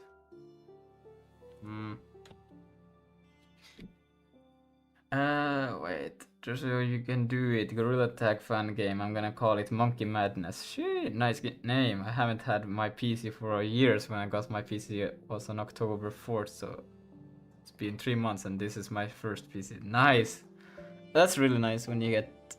I remember when I got my first PC. Okay, it was a laptop, but I guess that's a PC. Big time. That was a big time in my life. Big moment. Big time. Anyways, why can't I get this right? I feel like this is the way to do it, but apparently I'm wrong. I don't think I'm far off though. Okay. Sig to the array.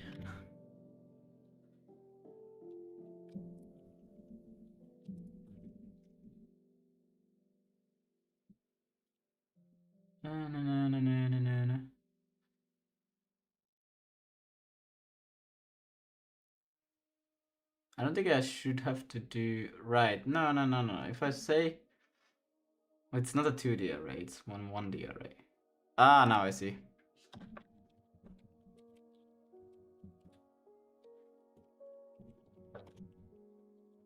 Boom. Do I actually need the 10% though?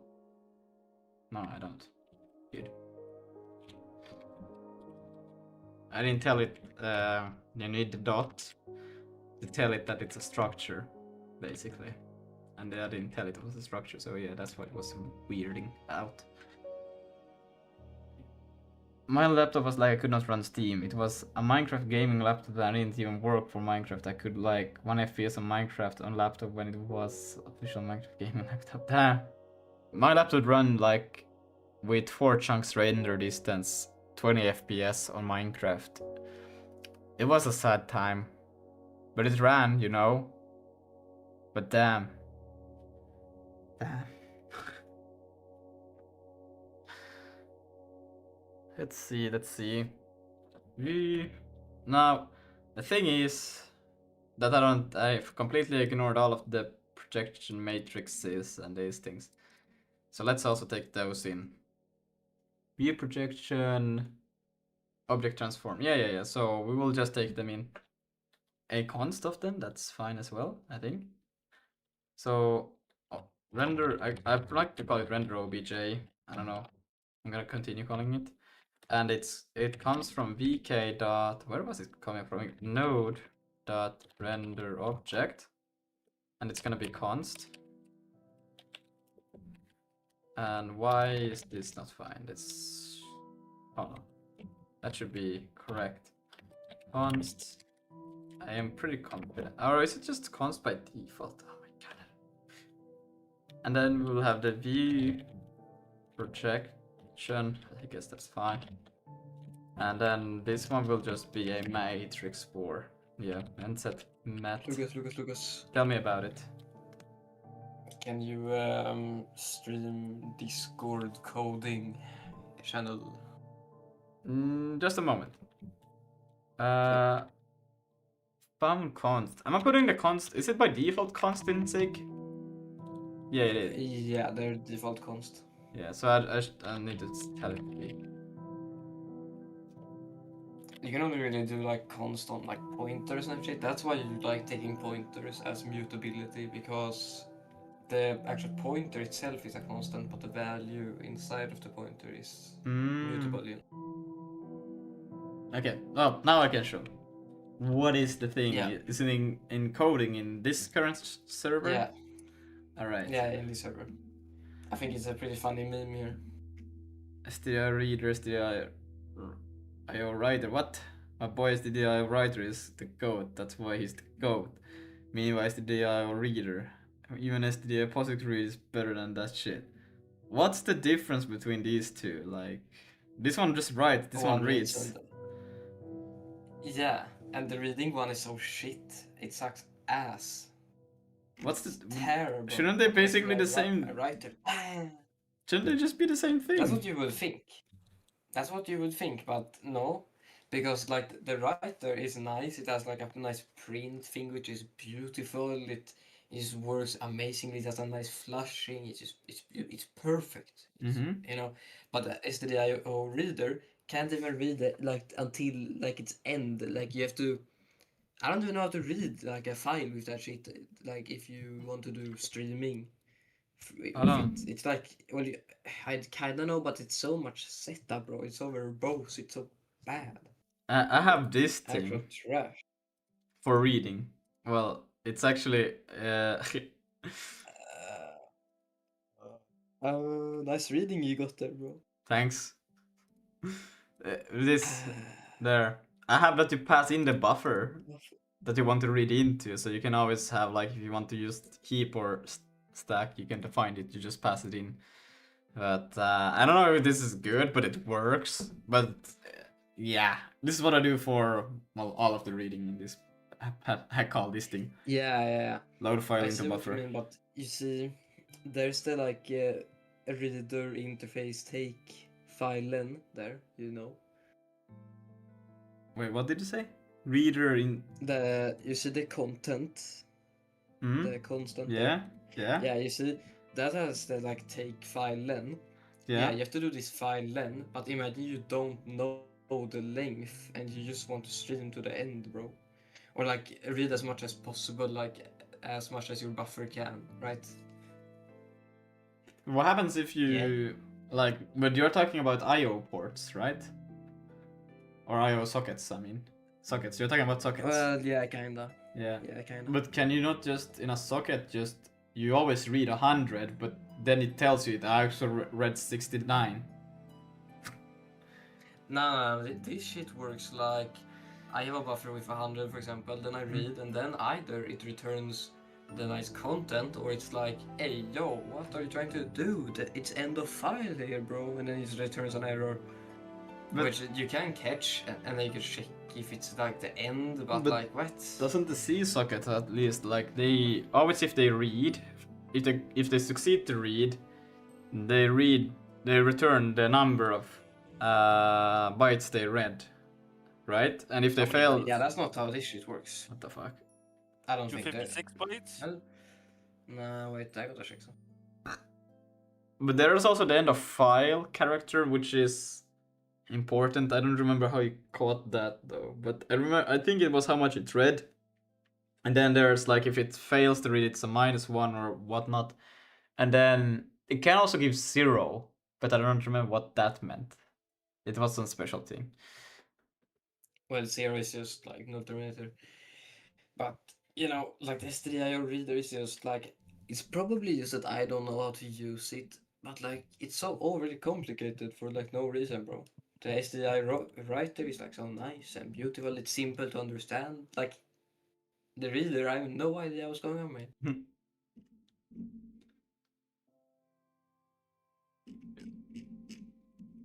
Well, yeah. Anyways, that's not what I'm supposed to be doing this.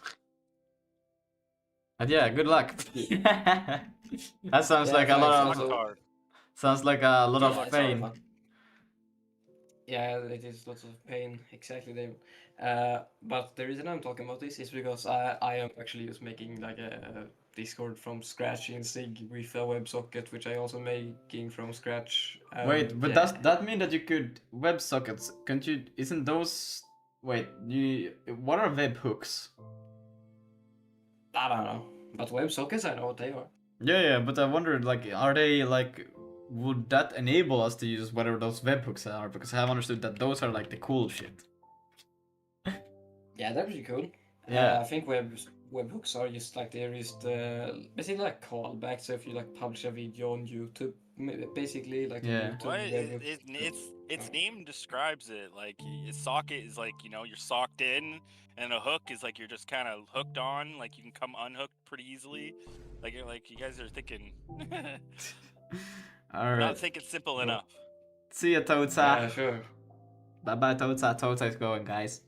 Anyways, That's crazy. that's correct. It's Yeah, but this thing I'm doing right now sucks ass because I got to do some like I don't know, some stupid identification, garbage, trash, and to do that I got to read a packet, but I don't know how long the packet is.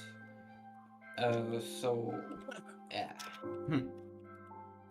I'm cooked. I think you should be able to. I think you should be able to just say that you want to read, and then it tells you that I didn't read the amount you told me to read. I only got this amount. Something like that should exist. If it doesn't, that's just. I don't know, man. That's crazy. Yeah, I know, bro. If that shit doesn't exist, this thing is stupid. Stupid. Anyways, I gotta go to the SIG Discord and get help. Anyways. Alright. Yeah.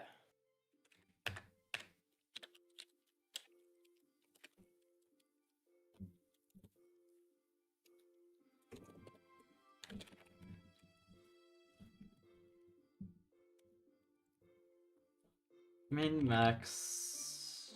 I think that's almost fine. There's a small thing that needs to change here. Bam.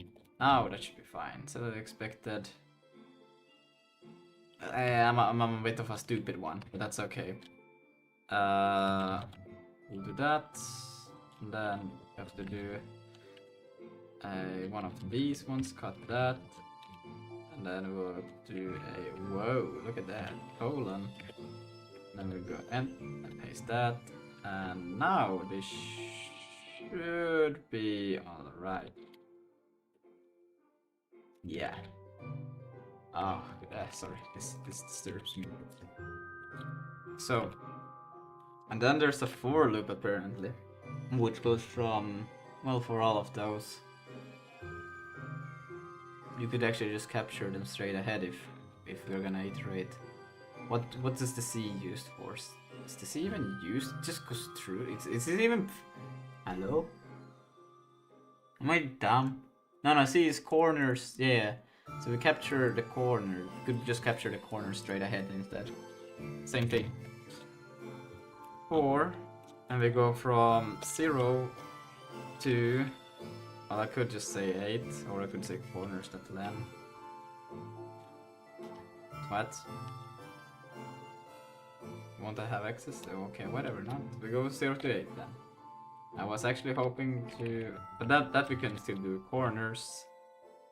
And we can do this. And then we can say C. Nah, we cannot say C. Corner. And then we can get rid of that, get rid of that. Quickly there. Okay, corner. Ah, yeah. And then I always forget that I need to capture it, not just call it like that. That's some weird shit. So then we capture a corner. A vec4. That has to be a variable. And I don't think I need to tell it. I can just say matrix multiply. And we're gonna have to multiply by, what is this actually? This is a vec4. Yeah, I don't think we can multiply directly by a mul vec4. Bam. And then we will have to do an end set. I don't think I need to. It will know the type. Maybe. Like so. Origin. Okay, but this I cannot. No, this I can do. This works still. This don't work though. The addition will work. I will be able to add them together. What the fuck happened there? Okay. So we can do that. We take the object origin because that's a vec 4.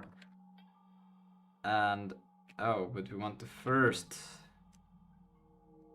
Okay, that's fine. We can say corner.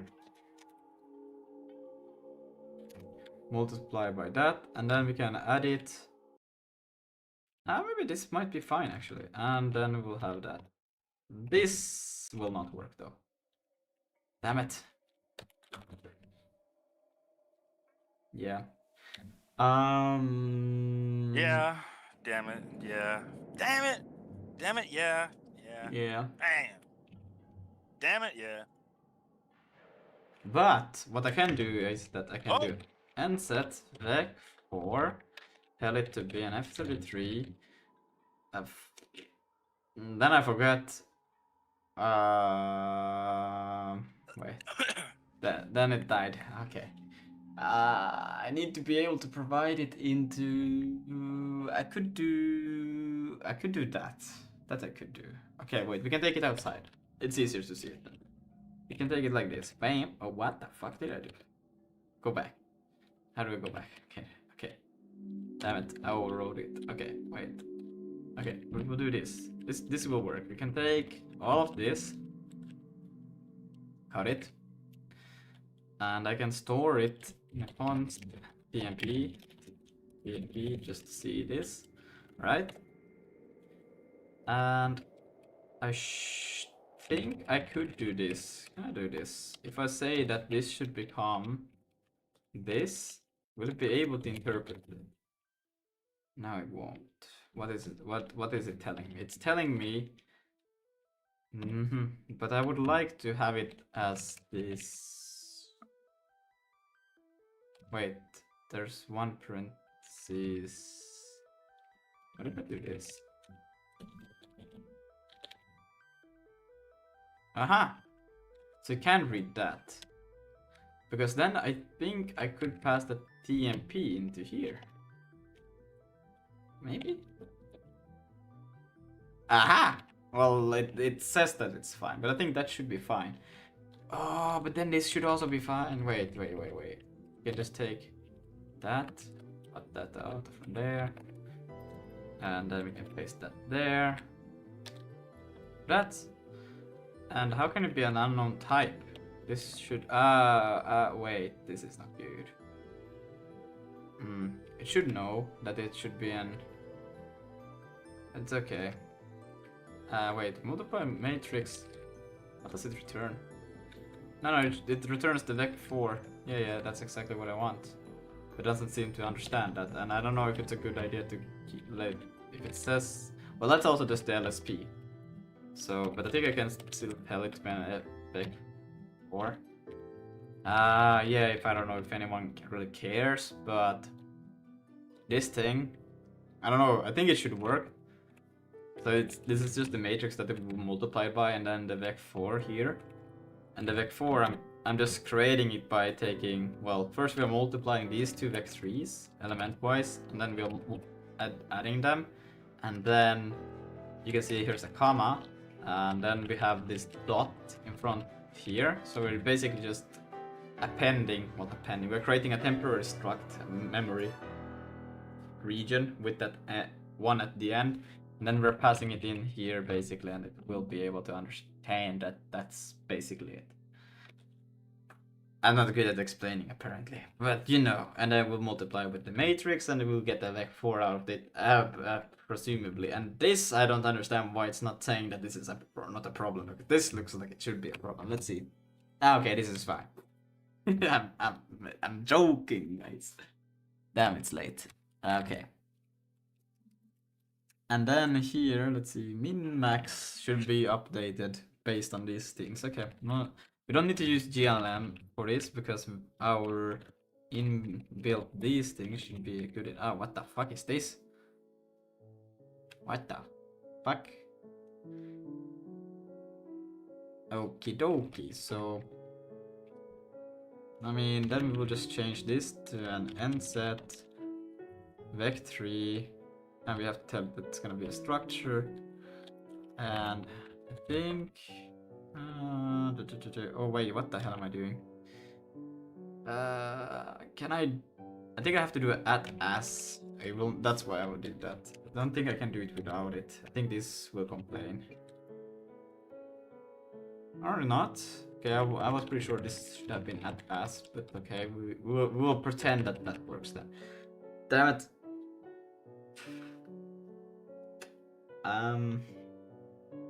Okay, let's. We'll do this. Bam, bam, bam, bam, bam, and then when or. So we're very smart people here. And let's just turn. Damn it! Uses. No, don't tell me that's wrong. Unclear identifier OBJ. Okay, thank God it's something different. That's the problem. Woo! I'm so happy. We can. Can I just space rename it and call it render object? Render OBJ. Of course I cannot do that. Why would I think that? It's okay. Render OBJ. Okay. Then this makes sense that you would complain about it because that's not how it should be. Ah, where did I go? Where did you come from? Okay. And then line. Ah, no, wrong key. Ah. And then this thing. I want to take the next and the next and the next and the next. Ah, why did you go up here? What did you find here? Oh no, it actually took it. Okay, go back down.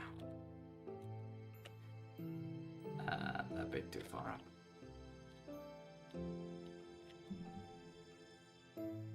Okay, damn it. I thought I was gonna be smart, but no.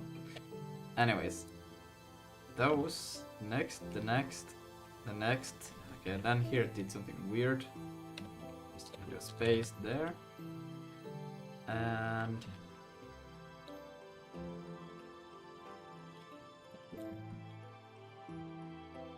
okay, great. So just do that. Project each corner into the clip space. Perspective correction. And yeah. This is just one of the multiple possible functions we could be using for frustum calling.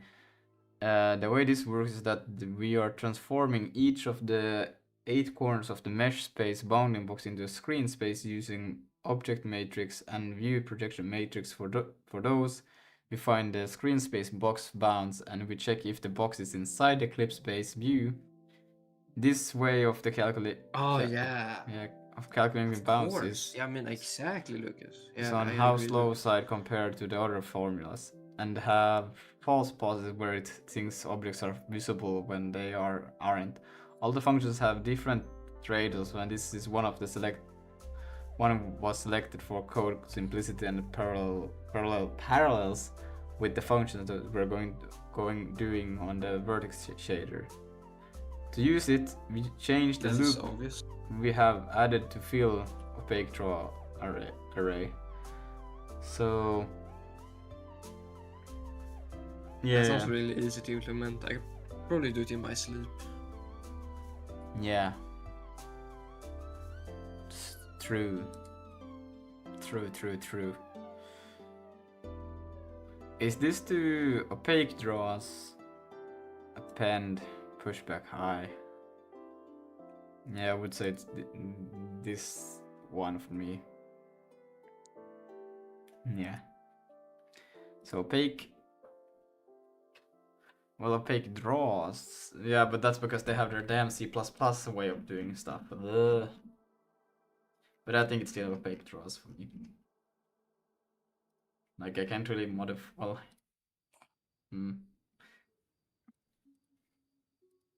You know, Lucas, it's actually amazing how bad SIG code you can write if you're following a C++ tutorial. Thanks. It's actually amazing how much you can make it be C++. Thanks. No, but I think I'm doing a pretty decent job at not doing it all the time. Of course, there are times where there's just... I don't know, bro. Brother. Bro, do you have any idea of what you're doing with memory? Not when it comes to these GLTF loading. Actually, no.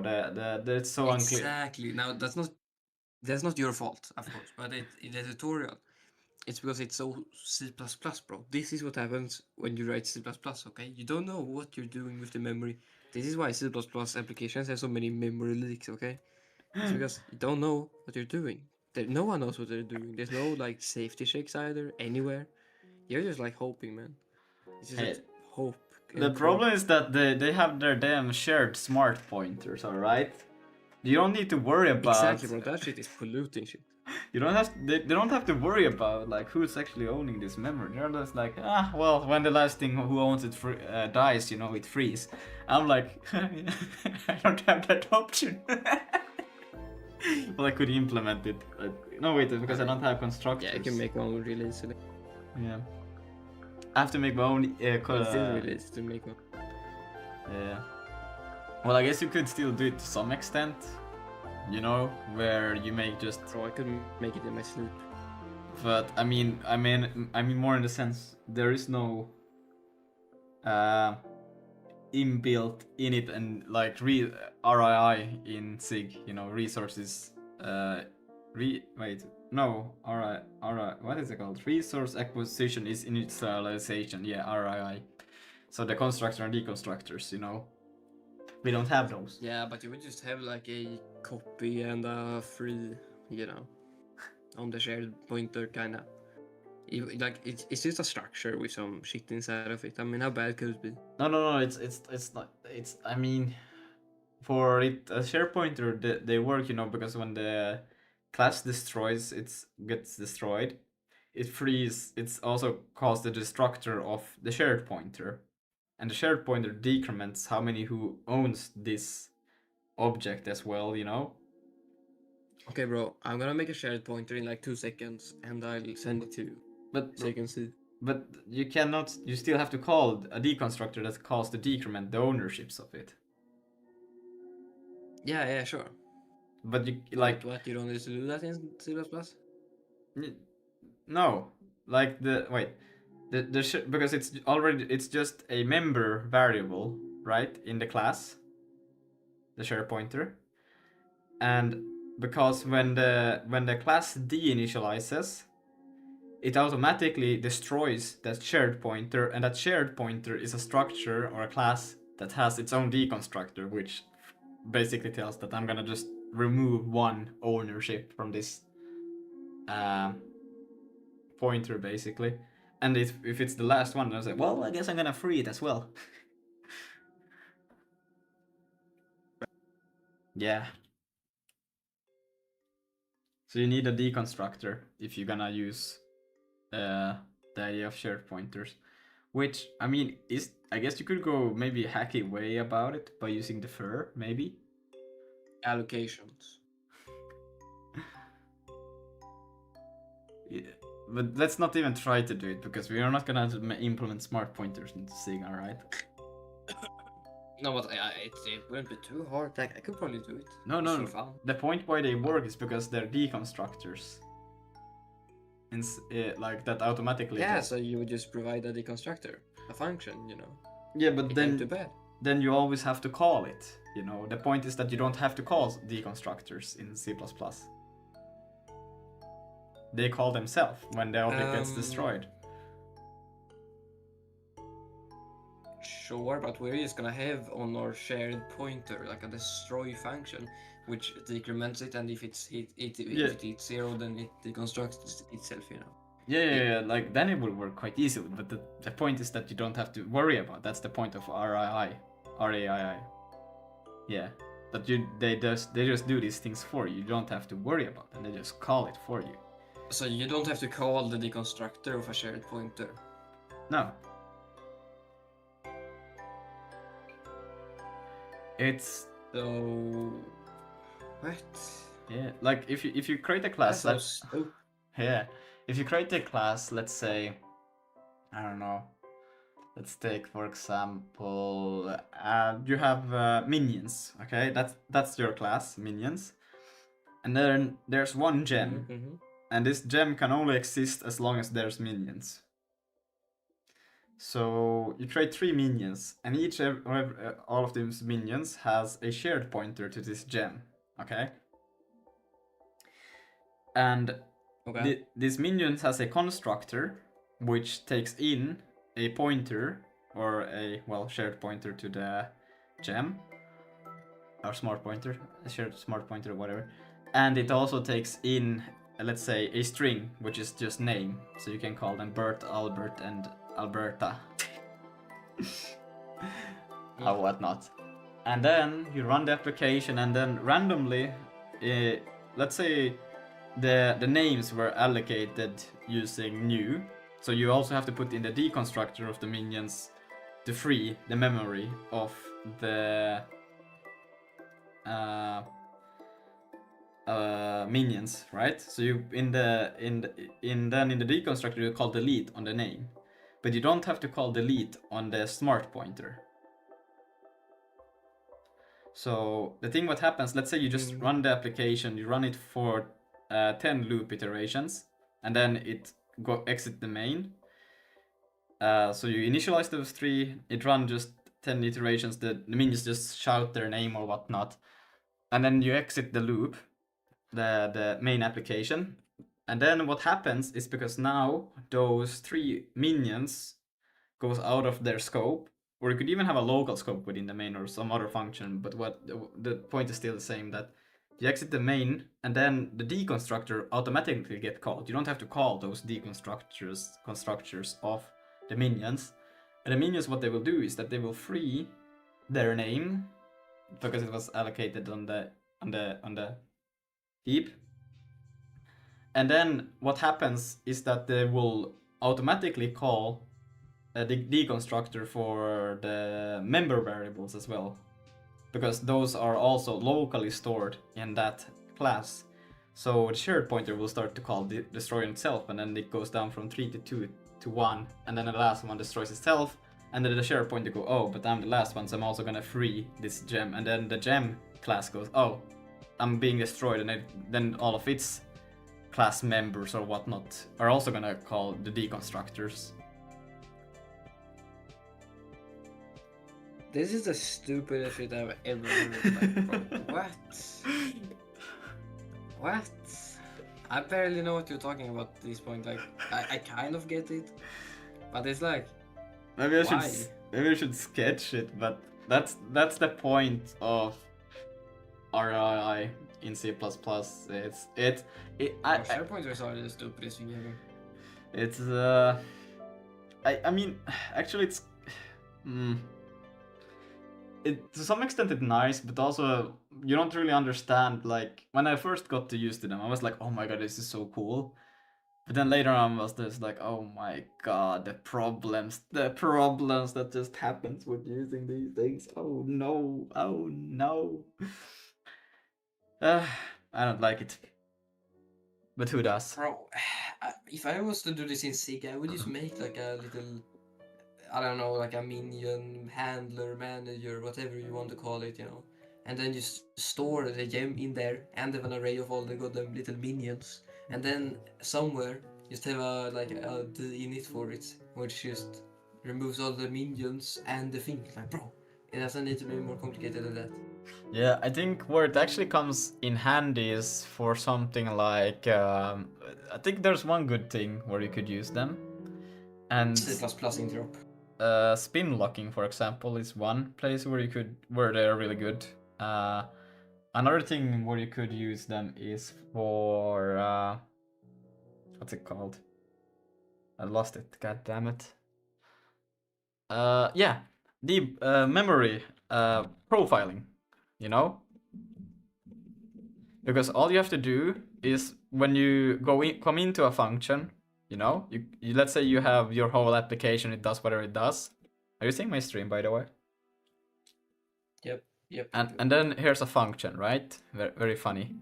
And then you jump into the function, and then in the beginning of the function you have just a class. Let's say it's a P class, right, for profiling. And you just create it here in the beginning of the function. And then the function does whatever it's supposed to do. And then you just exit the function. And then, because this thing will automatically was allocated on the stack, it will call its deconstructor because you exit back into the main program now. Like, so you continue down here. You just continue with this, and this thing will call its because you can have in a constructor that it takes the timestamp and some other information that it needs to do, and then in the deconstructor, it just prints out or logs the values in a file or whatnot, you know? But Lucas, what you're ignoring here is that no one cares about profiling. No one cares, bro. No one is profiling any shit. It's like, bro, I don't have the time for profiling. I look at the system monitor and see how much RAM my shit uses. Alright, and that's enough, alright? Brothers Like, looking. I see that my shit is using less than 10 megabytes, and then I'm like, yeah, that's good enough. But you see, the problem is when you have 64 gigabytes and you're trying to profile 2 megabytes or 2 bytes, you know, it's kind of hard to see those 2 bytes going up Just or down. print everywhere, bro. Just print everywhere. I do that, it looks horrendous, but it works. Yeah, but I remove my prints, unlike you. You just keep the prints there, you know, forever. Ah. It's just about a print everywhere. I don't know what you're talking about. Bro, they need to add like an STD out 2 and an STD out 3, you know, and like have have 10 of them, so that Lucas Man, can. every time I hear film on. STD, I think it's like it's not programming, you know, it's like sexual transmitted disease. Standard, whatever. Standard. I mean, I can't help that you have so many STDs, alright? You know, Ain't nobody got STDs here, you know. We ain't about that. Well, you maybe. Not the rest Hey, of it. yo. I just realized that this was probably not. Yeah, I think Damon is collecting them. You know, gotta catch them all. Gotta collect them all. Remember, furryism leads to STD. Yes. Yeah. Actually, why did I do it like this? I could have just. Oh my god, I'm so stupid. Oh Jesus. I have it like literally. If you just see here, I have. Hey, leave Jesus out of this. Sorry, God. No, that's not God. It's like, what? Jesus is God. his son. But Jesus and God are the same, though. So, I don't know, man. Both of you stupid. No, I'm Lucas. Oh. The son of Lucas. Right. Yeah, I'm son of Lucas. Lucas Jr. What? And then we could literally just, instead of Son doing of a- this, we can take in self instead, and this makes just more sense. I think. Oh no, there's fucking PD. And then we can just do... Here we can just do... Wait, hold on, what was I thinking? I cannot multiply by... What the fuck was I trying to do? Oh my god, it's self that transformed, Jesus Christ. Lucas, do you like tossing? Tossing what? Yeah, do you like tossing buffers? Tossing buffer, what does that even mean? Exactly. Okay. Okay, so... Yes? Precisely. Congratulations, you have successfully won. What did I win? Money? Absolutely nothing. Damn it! Next time? Nah, I should have like a random command that just picks a random person on the Discord server, but that also sounds hella annoying because I have no idea how to even fetch members because all the fetching is totally broken. But it's alright. I just realized that this might be a pretty dumb idea. But hey, I'm not gonna question their methods, alright? If their ideas are stupid, I'm gonna do them. View protection matrix. I don't think I have access to this. No, I don't. Well, that sucks. Yeah, there's a lot of name that has to change because this is not even drawing. This is just like... Oh my god. there's so many weird things going on here which doesn't make sense. I mean, I guess, yeah, okay, no, I'm trying to do something I should probably not do here. We'll let it be here like this. Now we go to renderer, and before, should I go in geometry shader maybe? And then in this one decide if it should be drawn, because I still don't even have access to it in here. Why would I do it in here? No, wait, I do access to self. I don't, that doesn't mean oh my god. Because I need to do it from here. Because here I have get matrix, projection matrix. Yeah, and then view projection here. At this point I could figure out what I should do. So I'm being a bit of a funny guy right now.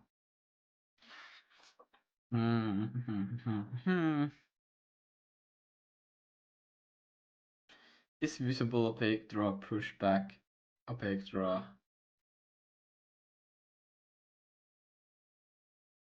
So best would be then to probably take this.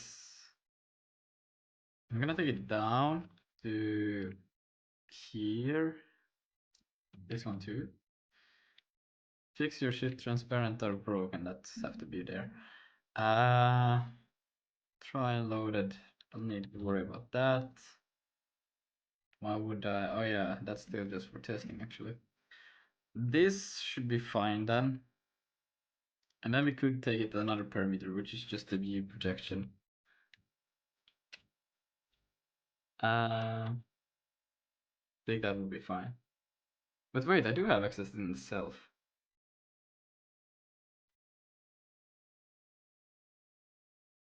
Oh my god. I thought I didn't, but I do. Okay, I might. Then we could still do it in here actually, in this one. Go to. And then we could do for each of these if self.seeing data dot view projection like so render objects dot right, it's not public.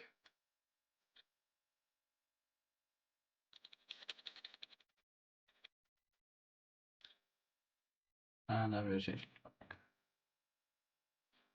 public like so, and then here we'll just do this if is visible. Then we pass this one in there, and then if it's equals to false, we don't draw this one. Simple as that. Apparently not that simple. Expected type pointer found constant.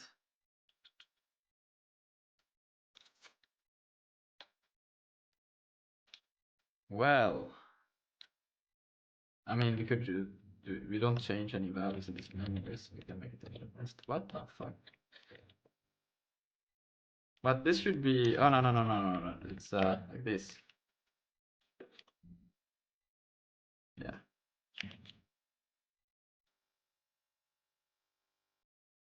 And then found, oh wait, this is actually just a, oh my Jesus. But I guess I could do this. Can I do that? Does not support, damn it. Okay. I mean,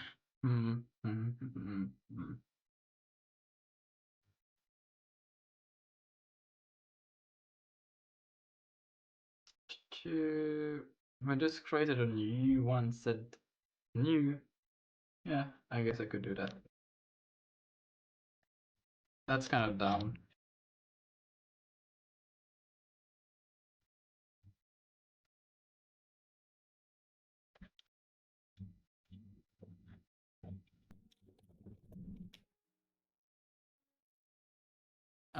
And then of course I have them to be void when it should be pool.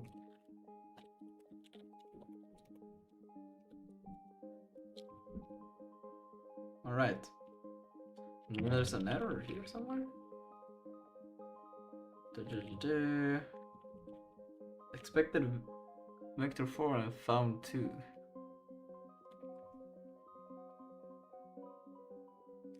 Let's see what is associated with what here. Like so. Still unclear. Okay, so I'm just telling it to be a that. This should be able to perform, and then to tell it to be that, but apparently not.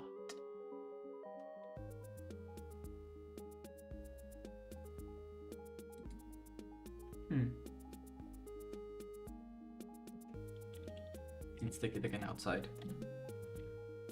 and call it bonds.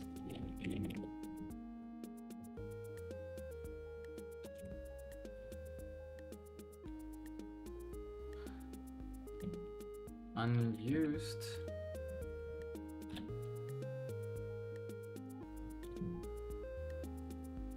Expected vector found struct 3 after it 2. Huh.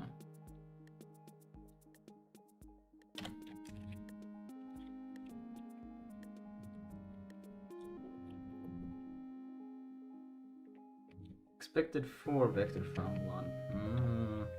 Can I just... Is there something I could do? Harold. Bitcast? How could I construct... I tried to do a NC vec 4 by taking a vec... this basically is vec 3 multiplied by vec 3 plus a vec 3. And then I was trying to just add another element and try to make it into just an structure like this. Is that possible? Like I need to make this vec 3 into a vec 4.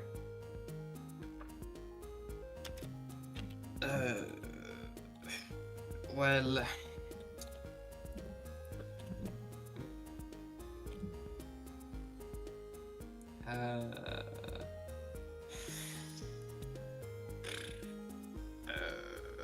well, nah, bro, you're just gonna have to just do it manually. Like Swisseling is just really awful with vectors.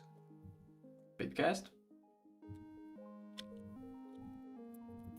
You can't bitcast SimD. Damn it. So I just have to do it actually manually, just tell it that. But then I have to store it once. I have to do this outside once before I perform the thing that I want to perform. You know? Okay. So if I change this just to a vec 3, then I remove this thing. That should be fine, yes. And then I could go in here and just say dot tmp dot... No, it's like this, 0. tmp 1, oops, tmp 2, and then 1. And let's see. Expected type after 2 found. I think I'm doing it right though, but I'm not sure. Let's see.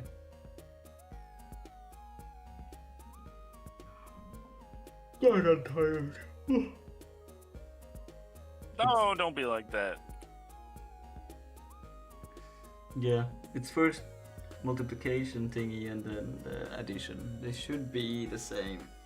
Taking just the multiplying corner, which is unknown. Great, that's interesting. Why would it be unknown? It says vec 3 is straight here, but somehow doesn't know what it is. What am I doing weird here?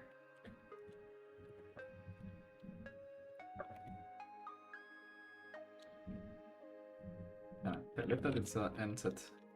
Bro, nah, I have been scammed all along. You have?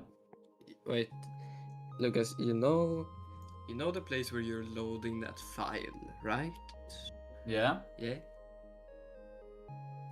Yeah. Can you just go there for a second if it doesn't bother you too much? Oh, one thing. Why is this one unknown? Yes. It- What is type of corner? Corner is okay. Yes. Don't do 0.8. Just do 0.8. And also, Mr. Lucas, what have we said about specifying the lengths of the corners? I mean, in that place it would actually be fine, but nah. But you do a const after. Hell no, bro. Do const. Const? We're not gonna mutate it anyways. Yeah, the corners are always gonna be the same, right? But And then space. Yes, and then you do an ampersand before the dot. There, after the equal. What were you saying? so now it should know what the hell. And you can now. No. But you can also do corners, and you can just remove the slicing there from What 0 about dot. GNOME? Just remove that. GNOME, more like bedome. All right. Is it known now, Mr. No, Lucas? it's unknown still.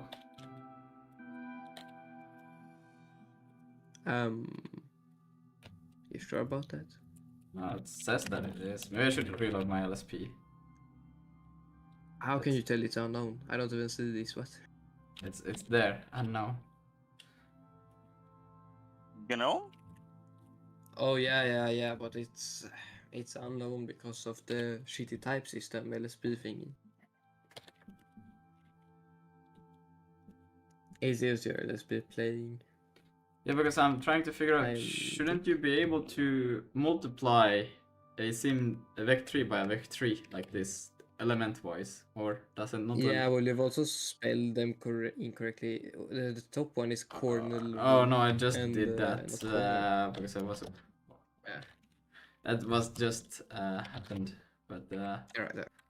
okay. And then after I multiply, I'm trying to do an addition, but this one is also a vec3.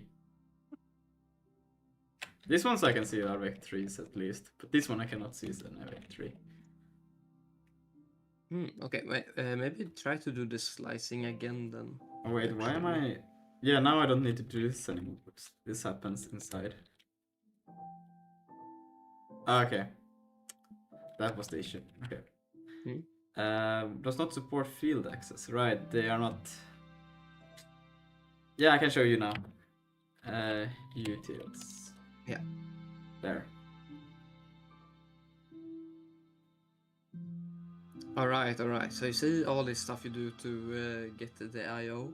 Mm-hmm. So you do the threaded init, you do the file open, and then you get the file end, then you get the reader. Yeah, nah, all that's a scam, bro. It's a scam. It's a sham. Hello, Joshua. Okay. Yeah, it's a scam. What you can do instead, I just want to show you this because it is what I learned now is really useful. It is std IO directory or D, you know. Wait, you can show on stream. I will put you on the big screen. Oh, should I show? Yeah, Okay. yeah.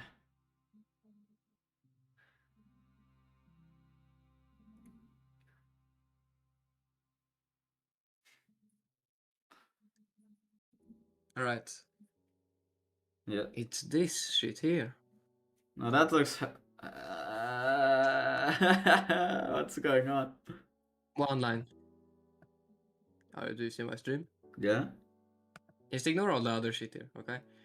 Just ignore that shit. Yeah. But you see here, you can just do like content, try.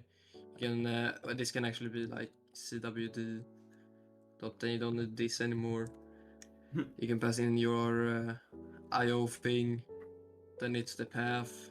Then it's the allocator, and the limit. You can just have unlimited. And that's how you load the file. Then you gotta do allocator free content also. No fucking way. That's what the fuck. 2 lines. 2 lines. But here you have to have an allocator. You cannot have a buffer that you just reuse. Or Now that is But the you thing. can. Yeah, exactly.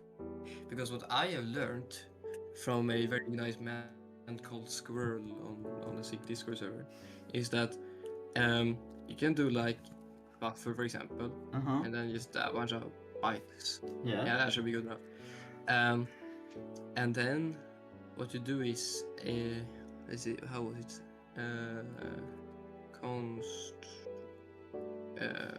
Another content. Yeah, but it's actually a bit more complicated, I think. It is. Actually, nice. It can you do? You cannot. Okay, wait. Oh, Joshua got the so gorilla that tag we thing do- working. Good. It didn't take you too long. Let's see.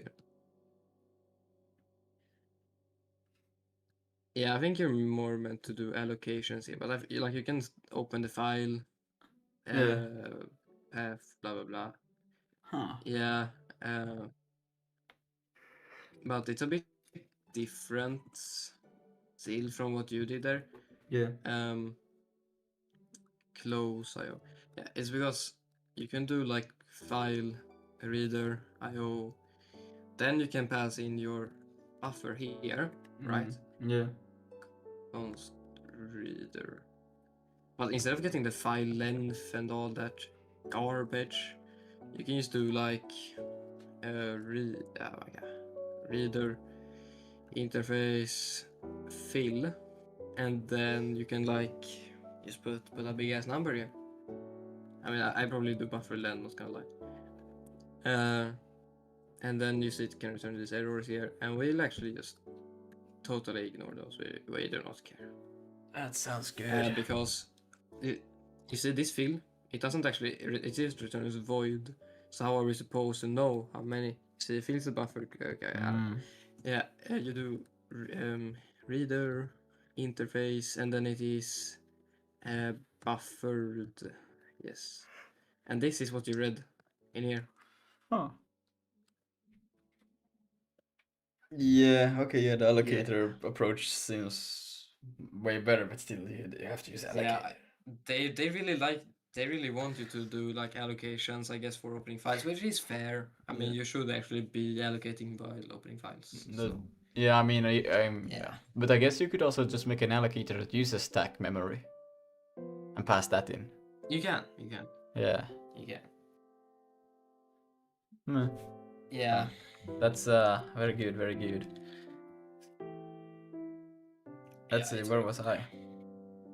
Oh, yeah, I was here. So I have to change all of these. Nice.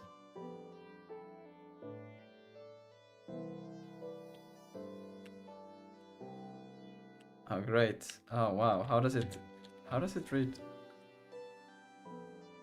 I'm just trying to fix a glitch where I'm stuck in the and I barely can move. Yep.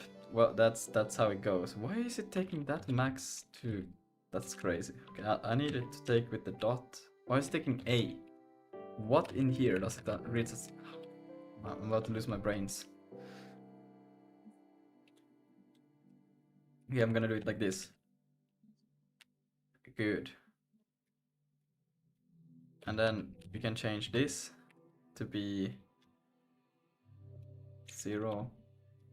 And it broke on all of them. Great. This, okay. Nah, I'm gonna fix this next time. I'm gonna go to bed. I'm tired. I'm gonna live a big ass. Oh my god. He's tired. He's tired. Fix your damn multi cursor. Alright, Kurt, that's not how you spell it. It's okay. Anyways, that's it. That's really cool.